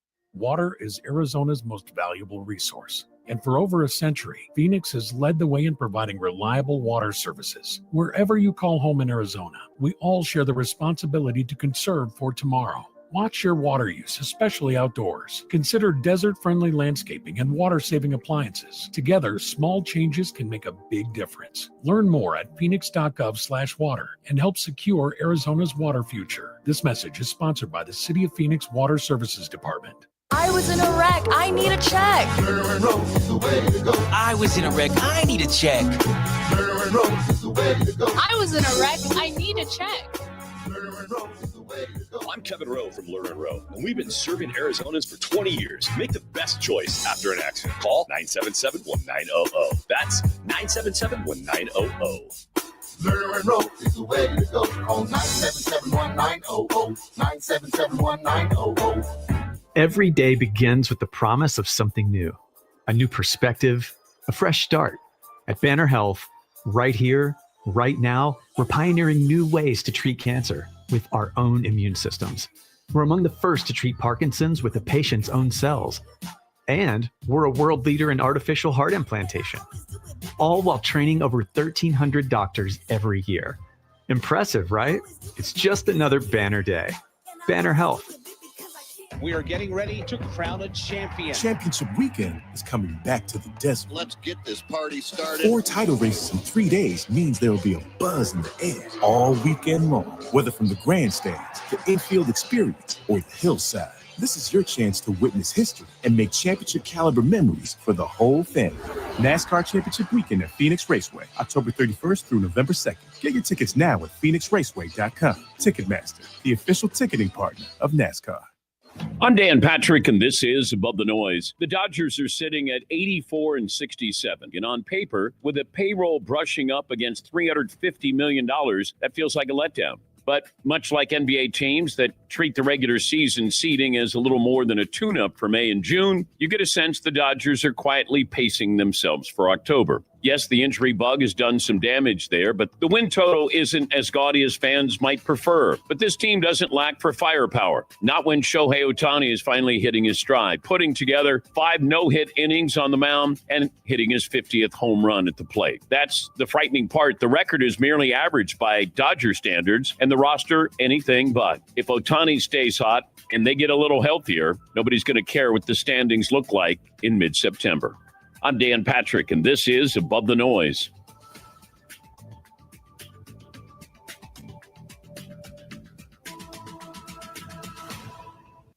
Pickleball is the fastest growing court sport in the world, and no one makes playing pickleball safer, more comfortable, and quicker on your feet than Tyrell. Tyrell is the first purpose-built shoe made specifically for playing pickleball. Tyrell shoes are made with the famous Vibram outsole. Remember, Tyrol. If you want to elevate your game, you want to play longer, more comfortably, go to TyrellPickleball.com and experience how Tyrell can help your game while making you look like a real pro.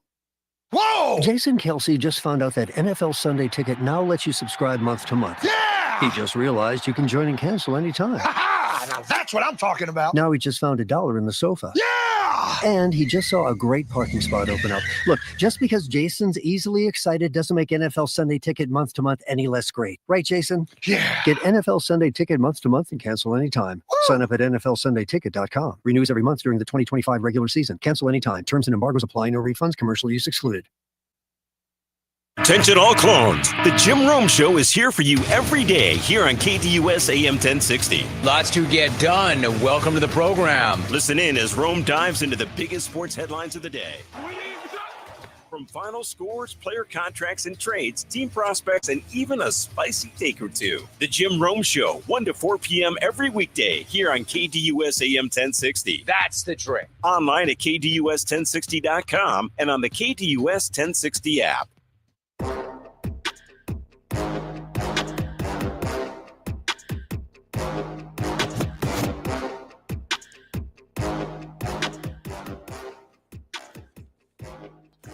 Producer Evan, are you considering diving into the deep end tonight? Using a 3-point play on? I'm not really. I thought maybe I would use maybe a 1-point play. But I got to tell you, I think I'm leaning the other way now. You think you're going to stay away from the game tonight? I think I'm going to stay away from the game today. You still have up until the end of the leftovers to officially, I believe during the leftovers is when I locked in Packers minus 3.5 last week. It It was is. late in the show when I said, put me down for 3 points. I think it was minutes before we got out of here. Best decision I made last week. It was. It was your 3-point play. 3 points when we opened the show on Friday. Felt great. I don't know if I want to risk it again, but again, I have, just like you have, up until the end of the show to make that decision. It is the post week 2 into week 3 edition of the Schubert Scale. My power rankings in the NFL through 2 weeks. Get to the HMs at the end. My number 5 team. I won't say that their 2 wins have been overly impressive, but I will give the team credit for finding a way to win both of these games. And overall, they're a team that coming into the year, many of us thought was going to be really good, and they've been excellent against the run. I've got the Tampa Bay Buccaneers at number 5. They're 5th in opponents' yards per rush and 5th in opponents' rushing yards per game. You do not run against this football team. Doesn't happen. They've been excellent at it this season. They put you in passing downs. They make it difficult on you. Baker's been great since getting there. Team plays hard for them. Emeka Egbuka has been just fantastic. I was going to say, I mean, to add a rookie receiver into that room who has just been going off to start the year. I mean, he's been fantastic. So we can stop the run. We can run the ball. Bucky Irving's great. And we can throw it. We can throw it with Baker. We've got a great coach. Todd Bowles has started 2-0 every year since taking over for Bruce Arians. That's crazy. Hasn't started 3-0, though. Has always lost the 3rd game. Trying to change that this Sunday. That's a fun stat there. When they take on the Jets. I came prepared today for the Schubert Scale. We changed the name. Felt like I needed to up my game a little bit. Listen, you needed to come out hot right. with the new name. So I've got some numbers for you. My number 4 team. How about a team that has absolutely pulled a magic trick in front of us? Because all the talk all summer long, Chargers are going to run the ball. Chargers are going to give it to Hampton. Jim Harbaugh is going to play great defense, going to run the ball. They're going to bring this back old school football. You have the 4th best passing offense in the sport. They're the 25th best rushing attack. They are dominating through the air. Justin Herbert could be an MVP candidate. How about these numbers for you? Shout out to CBS for putting all these together. 5th in completion percentage. 3rd in passing yards. Tied for 3rd in passing touchdowns. Hasn't thrown an interception. That's best in the league. 2nd in yards per attempt and 2nd in passer rating. Now, I know because I can hear it through the other side of the glass. He doesn't need to say it. Win a postseason game. Do it when it matters. I get it.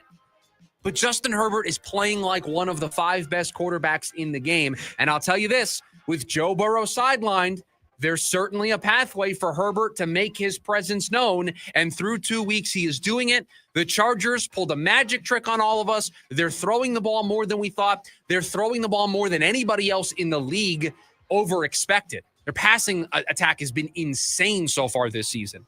The Los Angeles Chargers for me at number 4. They're also playing great defense. You hated what I said to you in the morning meeting. Well, because I had all these great numbers. I was going through Herbert MVP candidate, and you're like, yeah, still taking him. You went on record. I said, this is a direct quote. He could throw 60 touchdowns this year and not turn the ball over once, and I will bet against them in their first playoff game. You then you took that a step further, and you said, I want to lock it in right now. My 3-point play wild card weekend is whoever plays the Chargers. Yes. You locked in a 3-point play for 3 months from now. Correct. 4 months from now, you're locking in a 3-point play. I got a January 3-point play that's a can't miss. Chargers have been great. Herbert's been great. They're my number 4 team. My number 3 team, also 2-0. How about the Philadelphia Eagles? Told you I had a great stat for you. This comes courtesy of Underdog. The Eagles are the only team to start 2-0 without throwing a touchdown pass since the 2000 Detroit Lions. They're doing something that hasn't been done in 25 years. Jalen Hurts, 9 tush pushes this year, has 5 passes beyond 10 yards. The Philadelphia Eagles offense is something unlike anything we've seen in the last 2 decades. It is kind of a miracle at times, but then again, they have the best offensive line, the best running back, a quarterback that squats 600 pounds. Why throw the ball? Right. If the Cardinals' running attack was better, I think we wouldn't be having as many Marv conversations as we would. Yeah, certainly. I mean, if you were getting more than 3 yards of carry with James Conner, you certainly wouldn't talk about Marv. But the reason we're talking about Marv is because you can't run the ball either. Right. The Eagles are running the football extremely, extremely well. Hurts is also adding to that element. They've just been great. They're my number 3 team. Number 2, the Buffalo Bills. The big comeback win in week 1. Then they dominated the Jets in week 2. They're second in points per game. They're first in yards per game. They have the best rushing attack in football. They're first in attempts per game on the ground, second in yards per game. And oh, by the way, I have this here in my notes. This isn't really a nice fancy statistic for you, but I think it's important to note. They have Josh Allen at quarterback. That also helps. They're my number 2 team. And number 1. They were my number 1 team last week. They're going to stay my number 1 team this week. They're 2-0. I think they're the best team in the NFC, the Green Bay Packers. Producer Evan, do you know that Jordan Love leads all NFL quarterbacks in average depth of target, meaning how far down the field the receiver is that he is attempting to throw the ball to? 12.9 yards, the average depth of target for Jordan Love. They are throwing the ball down the field. They are taking shots to Matthew Golden, to Tucker Kraft. He's been a fantasy darling this season. It's been excellent through the first 2 weeks. I just want to, that game against Washington could have been 40-0. Like, the Packers controlled that game and had people running free. So the Packers are by far, to this point, the most impressive team in football. And that's why they're number 1 for me. I've got a couple of HMs, 3 of them, as always. The Indianapolis Colts, very impressive, scoring 30-plus points in back-to-back weeks. Looks like a different version of Daniel Jones. Jonathan Taylor's running the ball extremely well. Daniel Jones is just making it look easy. That offense looks like it is utilizing all of his strengths while hiding all of his weaknesses as a thrower. Very efficient with Daniel Jones. And seemingly that seat was hot for Shane Steichen coming into the year. It has seemed to cool down. It's not even lukewarm at this point with the way that they're playing. The Baltimore Ravens, I would have put them back in the top 5. You beat the Browns. And it wasn't that impressive at times. And I've got the Rams as my 3rd HM. 2-0. Stafford looks healthy. And as long as he stays healthy, they're going to be one of the best teams in football. And it's very clear that defensive line can still get after it. Don't need Aaron Donald. Do you have yours or no? Is it just the Schubert Scale? Well, you said the Schubert Scale. If you disagree with any of these, you could point out. I thought you had the Colts a tad high. They are the first HM. If you wanted to say they needed to be further down, that's fine. But I still would have gone Ravens. You and I had the same 5 teams. I will tell you that. I just thought the Colts would have been a tad high. I had the Rams as the first team out and the Ravens second, Colts third. Buffalo I had at 2. Buffalo I had at 3, Green Bay at 2, Eagles still at 1. Well, yeah, there's no reason for you because you've had the Eagles 1 at 1, and so I just don't feel a reason to change them. Chargers, listen, I thought they were going to go in and Charger. I think they deserve to be 4. And 5, I had Tampa. I just think, listen, they are not talked about as one of the best teams in the NFC every year, and consistently they are. At some point, the world needs to start actually respecting the Tampa Bay Buccaneers. And a decent chance. I know they're extremely banged up this week. They've got like 3 offensive linemen out. They lost Kalijah Cansey for the year on the defensive side of the ball. I know they're dealing with a lot. They play the Jets this week, who will be without Justin Fields. It does feel like they are in strong consideration of being 3-0 when we get in here on Monday doing the NFL Rewind. And you get the Florida 10 a.m. start, the 1 o'clock start in Tampa. That's always a tough place to play early in the year. Hot, humid. Hard. That is your post-week 2 Schubert Scale. When we come back, it's been missing from the offense. How do they find it? That's next. A lunch break. KDUS, AM 1060.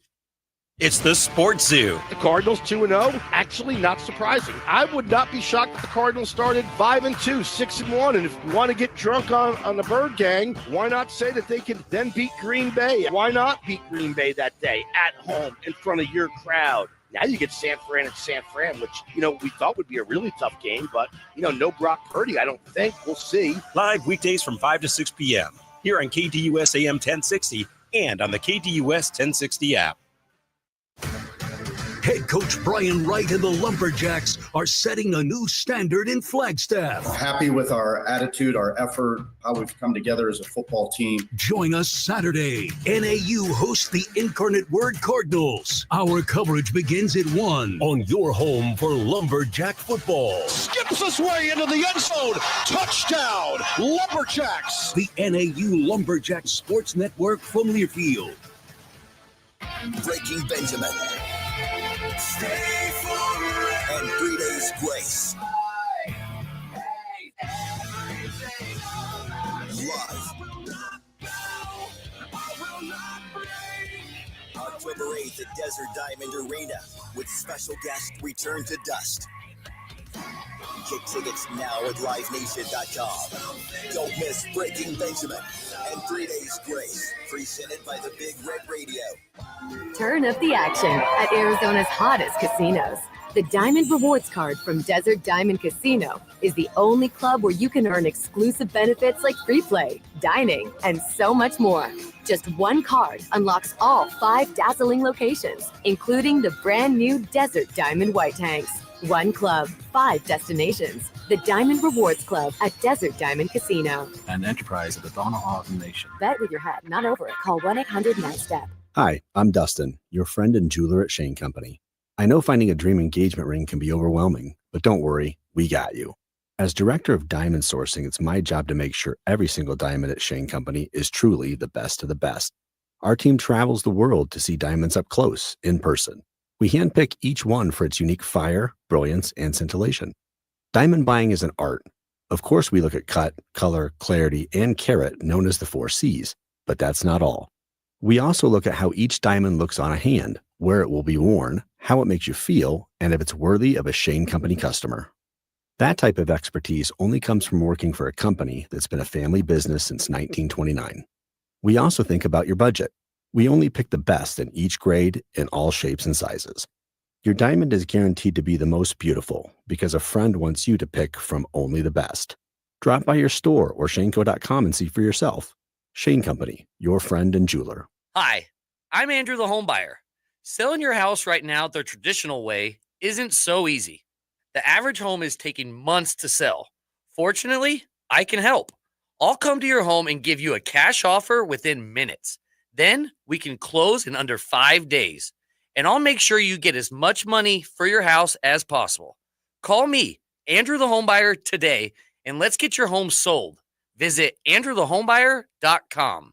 That's AndrewTheHomebuyer.com. Ready to tackle each morning with the best sports information coming at you? I'm going to take a logical approach. Get that weekday mornings on KDUS AM 1060 from 6 to 9 a.m. with the Dan Patrick Show. Dan Patrick, the Danettes, sports icons, sports legends, celebrities, poll questions. The Dan Patrick Show has it all. It's a crapshoot. Be sure to lock your dials to AM 1060 or 100.7 HD2 from 6 to 9 a.m. Mornings just got better. This story is about us.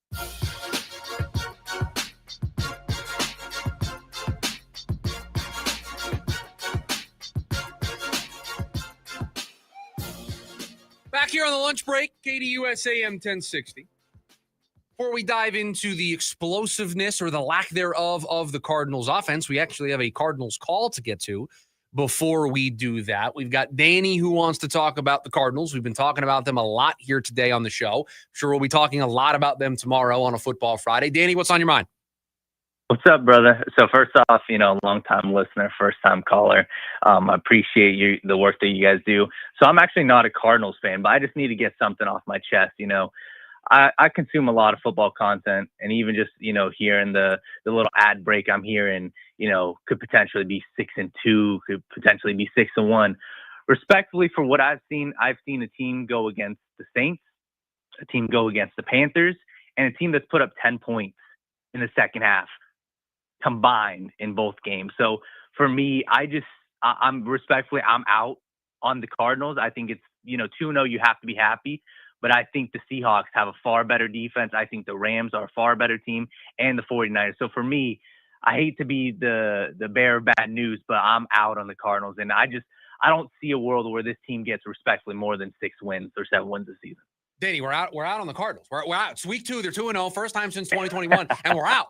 I mean, I hear you. I hear everything you're saying, and there's legitimate reason to look at this team and say, you haven't played anybody, right? If we were doing the college football thing, the committee would not rank them very highly because they haven't beaten anybody. The quality of their opponents doesn't match up to the rest of the league. I hear you. That's why it feels like Sunday's game against the 49ers is really the first test that this team is going to have this year. Now, I appreciate you calling in. I'm having some fun with you, but you're out on a team that's 2-0, first time since 2021, and you're hitting me with the I'm out. Like we're on Shark Tank, and for those reasons, I'm out. They're 2-0. I hear you, and there's a decent chance that you may be right when all things are said and done, because I'll give you this. They haven't been impressive in those 2 games. They haven't looked good in those 2 games against mediocre opponents. They haven't looked good against teams that they should have handled easily. So I hear you. But let's see how they handle Sunday before we say we're out. And I stand by, too. Like, they play the 2-0 Niners this week. What have the Niners done? They beat the Saints, and they beat Seattle because Sam Darnold dropped the football, right? Like, I just don't. I hear you. But there comes a point where your record is what it is, and you have to be respected for that record. Certainly. At 2-0, when you play the Saints and the Panthers, I'm willing to say I'm not that impressed with what you've done in 2-0. But if you go into San Francisco, it's a good San Francisco team. They're playing much better defensively than they did a year ago. You go into San Francisco, you win the game, you start in the division 1-0, you're 3-0, you're in the top of the division. At some point, you have to start to respect that. Now, to say that they're going to march all the way to the Super Bowl, I think would be taking it a step too far. But to say that we're out, that's the problem I had with Danny's call. We're out? They're only going to get to 6 wins? That means in your mind they've had a third of their wins already 2 weeks into the season? I'm not willing to say that just yet. Now, you certainly will be able to call back in on Monday if they lose to the 49ers, and you'll get to take a victory lap, a Brian-esque victory lap on us. And so I eagerly await that call if it happens on Monday. I know Danny won't call if the Cardinals do well on Sunday. I was going to say, he's not calling if the Cardinals go to 3-0. You handle business in San Fran. You're 3-0 at that point. That does feel a little different. It does. And 2-0 is always kind of, I would say the 2-0, 3-0 cutoff, it does feel like a big jump, right? Because if you get to 3-0, it feels like 2 in a row is, you would say like, hey, that's 2 weeks in a row. 3-0, you've started a streak. You start to feel like, man, the coaching's really dialed in. They're getting the guys ready. The game planning is really good. Because 3 weeks, most of the time, you're going to face one good opponent in that 3-week stretch. So you're going to have earned that record. And so, listen, I hear you. Every reason to think that the Rams can still win this division. Because, again, Stafford's been healthy through 2 weeks. Every reason to think that if the 49ers get Brock Purdy back, they're going to be able to go on a run because of how well the defense is playing. Every reason to think that Seattle offensively seems like Sam Darnold's picking up right where he left off in Minnesota. They'll figure out their issues defensively. All the reason in the world to think that this is going to be the competitive division that we thought it was going to be. But the Cardinals are 2-0. You have to put at least a little bit of respect on that. Now, I hear you. This game on Sunday is going to be a real test. It's going to be a real test because we are following a similar script to last year that the Cardinals had. Not enough big plays. Those plays 15 yards or more. They're 25th in the NFL in total explosive play percentage at 7.5%. And I know today has been I'm a huge nerd. I'm throwing numbers at you, but this is how I guide my opinion. Everything that I say to you about how I feel about this team is rooted in numbers. And so it's one thing to say, man, there's no big plays. It's another to have the data to say they're 25th in the league. 7.5% of the time, they're getting the big play. 1.7% on the ground, 20th in the league, 25th in their passive explosiveness at 5.8%. There just aren't enough big plays. This is the big criticism of the team. This is why Marvin Harrison Jr.'s target share is a constant sore spot, because they're not getting those big plays. That's what a lot of people think limits the ceiling of this team, especially limiting the ceiling on offense. So how do they find the explosiveness? How do they fix this issue? If I had the answer to that question, I think I'd be working in Tempe for the organization, helping them figure this out, because I don't know what the answer is. Now, maybe being in more passing situations will lend itself to more explosive plays. We mentioned the stats earlier in the hour. The Cardinals have run 70% of their offensive plays in the lead, so they don't feel the need to air it out. They don't feel the need to be super aggressive. They're not put in a position where they're down a score and they need to chunk play their way back into the game. Their game script adjusted passing offense is 4th in football. So more chances of where the game is in the balance and they need to throw the ball may lend to more explosiveness. You're also facing an excellent run defense this weekend. It's a top 5 run defense.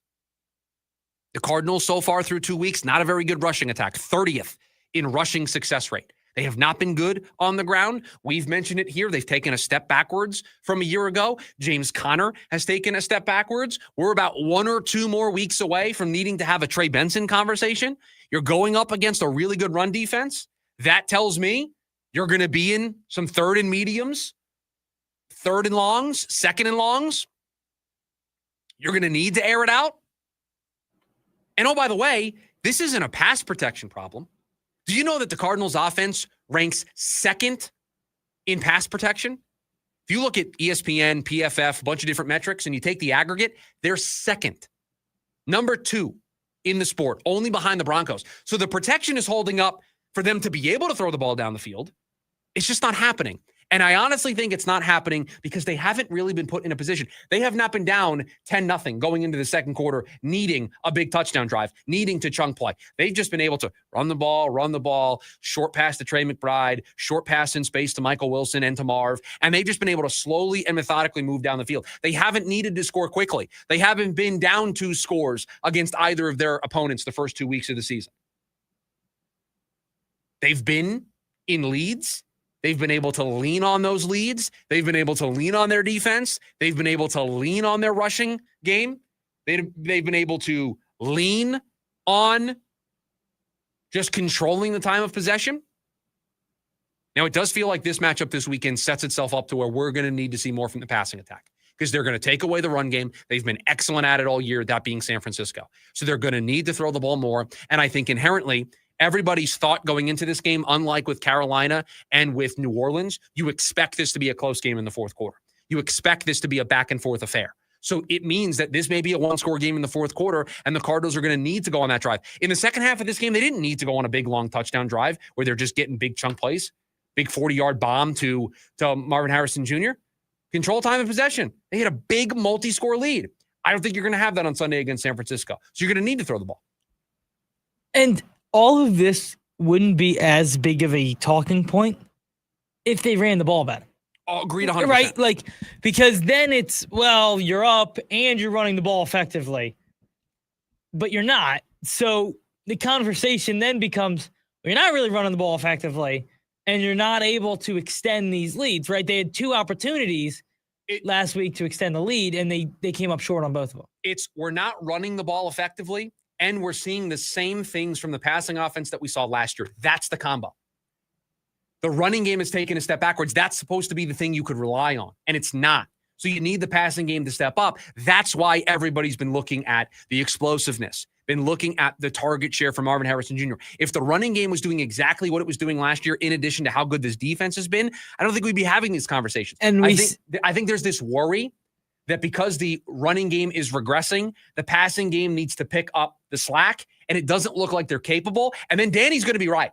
Danny's going to be 100% correct if this continues to be the trend. And we talked about this early when we did the win-loss game, and previewed the season, if the Cardinals offense was the same as last year, we felt this revamped defense could get them into a playoff spot. Right now, it's not the same offense as last year. But when you run the ball as ineffectively as they have, it's hard to be what that offense was last year.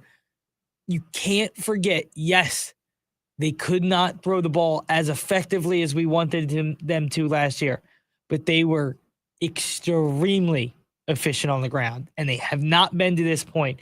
That is almost the bigger concern. Agreed 100%. And I think a better rushing attack and a passing game that at least looks like it's moving in the right direction, that looks like it's turning a corner, will help alleviate a lot of the concerns. But again, to tie this back up to the call that we took at the top of the segment with Danny, I understand why Danny feels the way that he does, that really the 2-0 Cardinals feel like paper tigers. They don't feel like a team that actually is 2-0. I said it yesterday. They're not the same as some other 2-0 teams in the NFL right now. Why? Because you feel like they're hitting their ceiling as a team. And this can't be the ceiling if they want to go to where they want to get as an organization. 480-864-1060, the phone number, if you want to join us here today on the program. When we come back, we wrap up today's edition of the show, The Leftovers. All the stories we didn't get to throughout the course of the program. We have an update on what's going on in New York with the Mets and the Padres. We'll share that with you as well. It's the lunch break, KDUS, AM 1060. James Out West, your desert destination for sports here in the Valley. You've seen Shador. We've all seen him. He's, kind of everybody gravitates toward him. He's got aura. There we go. Thank you, as the young kids say. He's just there doing his job. He shows up early. He stays late. He's not posting it on social media to post it on social media to say, look at me. What you see is when he shows up to a neighborhood in which just got burned down, the apartment complex, and he sets up food trucks. I can't wait to see what happens for him, and I think that they have a good foundation for the future. It's James Out West, every other Monday night from 6 to 7 p.m., right here on KDUS AM 1060 and on the KDUS 1060 app. Stay at the heart of it all with a special Cliff Castle room rate starting at just $99 with no resort fees. Less fees mean more ways to choose your next adventure at the gateway to the region's best gaming, entertainment, and natural wonders. And expect service from the heart as well. We think you'll love your stay with us and all the value we provide, starting at just $99 with no added fees. Cliff Castle Casino Hotel, at the heart of it all. Valid Sunday through Thursday. Some restrictions apply. An enterprise of the Yavapai Apache Nation. Brian Adams, Roll with the Punches Tour 2025.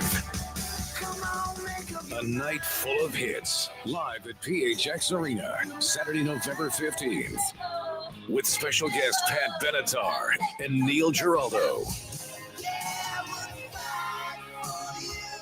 Get tickets now at livenation.com. At Nationwide Vision, we help you step into every moment clearly and confidently. From quality eyewear and comfortable contact lenses to comprehensive exams and professional fittings, we make finding your focus a more enjoyable experience than ever. Right now, buy one pair of glasses and get the second one free, so you can live bolder, look sharper, and see better. Schedule an appointment today to find your focus. September 11th reminds us of a day when America stood under attack and stood together. We remember the victims, the heroes, and the everyday citizens who showed extraordinary courage. That same spirit of resilience lives in our Constitution. The Second Amendment protects our right to defend our families, our homes, and our nation. This is Michael with Restore My Civil Rights. If you've lost constitutional rights due to a past conviction, we can help restore them. For a free consultation, visit RestoreMyCivilRights.com. That's RestoreMyCivilRights.com. On your ride home from work, join in on the Sports Zoo with Dave Rooster Bierstein. If we owned our own football team called the Angry Roosters, and we kept signing people to contracts, and they weren't honoring their contracts and kept demanding raises, at what point do we throw our hands up and just say no to everybody? We signed you to a contract, play out your contract, and that's it. You earn a better contract on your next one, we'll pay you for that. Live weekdays from 5 to 6 p.m. here on KDUS AM 1060 and on the KDUS 1060 app.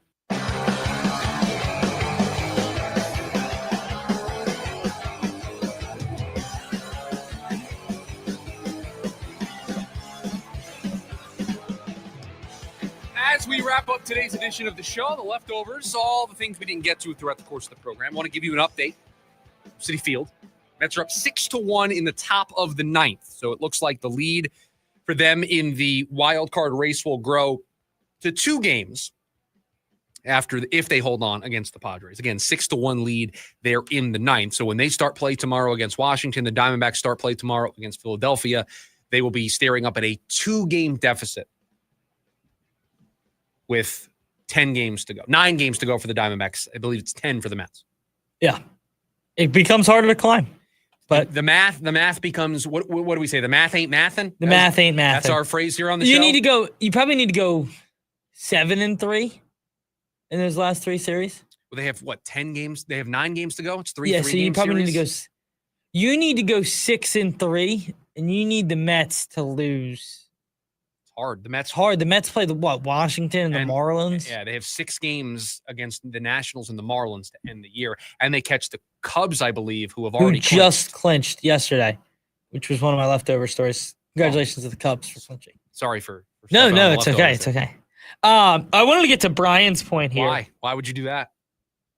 Why do I want to get to Brian's point? I'm just poking fun at Brian. But so Brian was talking about under Cliff. Oh gosh. They used to roll out Kyler and move him out of the pocket. And to be honest with you, he's right. And if they had anything under Cliff, it was explosive. He is, and I tend to think that's where the frustration comes from, is that Kyler can do it, right? Certainly, you've seen it. You know he can throw the ball down the field. Why aren't they? And at some point, aren't we all just going to say, all right, this is just what they want to be? Like, this is just what they want to be as a team. They can keep saying that, we're working on it and we want more explosives. And if they keep winning, I don't think they're going to care that much. No. They're just going to be happy that they're 1-0 that week. Like, if they don't have more explosives on Sunday against the 49ers and they win, is anybody going to care? They're going to be 3-0 to start the year. Yeah, like, in all seriousness, does anybody actually care if you go 10-7 and make the playoffs, but your passing game isn't great? 10-7, you made the playoffs. You might have won the division. Like, that's what people are going to be happy about. And I get it. Everybody thinks that is the path for them to win. Well, so far through 2 weeks, they're showing you that may not be the only way for them to win. But again, you take a receiver number 4 overall, you have to find a way to get him more involved. You just have to. Even I would admit to that. I just earlier I was arguing, you just can't. You took him number 4. Even if that's not how you want to run offense, it's too bad. But you know what would help here? And I hate to do this again.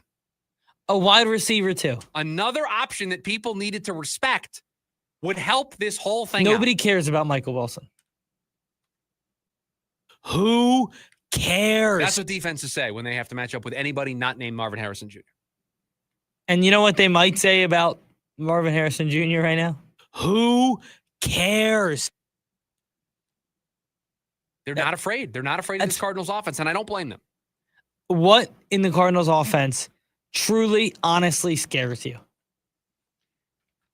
Trey Benson getting more carries would scare me. Yes. Because he's been good. Yeah, Trey McBride. How are we going to cover Trey McBride? If that's the only problem you have, though, it's a pretty good problem. Yeah, pretty good problem. I hear you. And again, under Cliff, they did have more explosives. They did take more deep shots. I just think I just don't think Jonathan Gannon wants to run that type of offense. I just don't. Eventually, you have to score, though. They do. They do need to score. But at some point, I understand that, okay, we haven't seen it against Carolina and the Saints. But if they have to score, what have they shown you to be like, yeah, I can take the Cardinals this week because in a 2-minute drill, I like what they do. Or late in the game, they need to score. I think they can open this thing up. No, I hear you. I hear you. If they keep winning, I don't think things are going to materially change. And again, why should they if they keep winning? Yeah. And just eventually you're going to have to. And that's where things become a concern. Yeah, it does. It does. And I if you're asking me honestly, do I think what they are doing offensively is going to work for the remainder of the season? I don't. So I think we're going to reach that critical mass point where they're going to have to make a change. But if they still find a way to win without it, they're not going to change. Yeah. All right. On to our biggest leftover story of the day Really? For us locally here. Okay. You may have touched on it, but I don't think you did. I know what story this is. I was planning on getting to it. Because you told me you were going to in the morning meeting, and then you didn't get to it. I didn't. Arizona State and Kansas are in discussions to play the first ever FBS college football game in London next season. I both love and hate this. I love it because it shows all of the work that Kenny and the university and Graham Rossini have done to try to put this program football-wise on the map. And this is what happens when you're relevant and people care about you. You get invited to things like this. I hate it because everybody who plays in these international games, they stink the rest of the year. I also hate it. Why is it not week 0? It's once finalized, Wembley Stadium would host the Big 12 matchup on September 19th. Yeah, it would be the first Big 12 game of the year. It'd be the first conference game. Kansas is the one losing the home game, not ASU. I was going to say that's the biggest thing now. You don't lose the home game. Don't lose the home game, get the travel. Again, let me ask you, would you go? Have you ever been to London? I have not. I have been to Spain. That is my only European adventure. But as I've grown older, I have a little bit of a tougher time traveling over major bodies of water. I don't know if I could do it. Okay. That's how we'll end today's show. Jim Rome's coming up next. Producer Evan, thank you for all that you do. It's a football Friday tomorrow. Everybody, have a great rest of your Thursday. See you.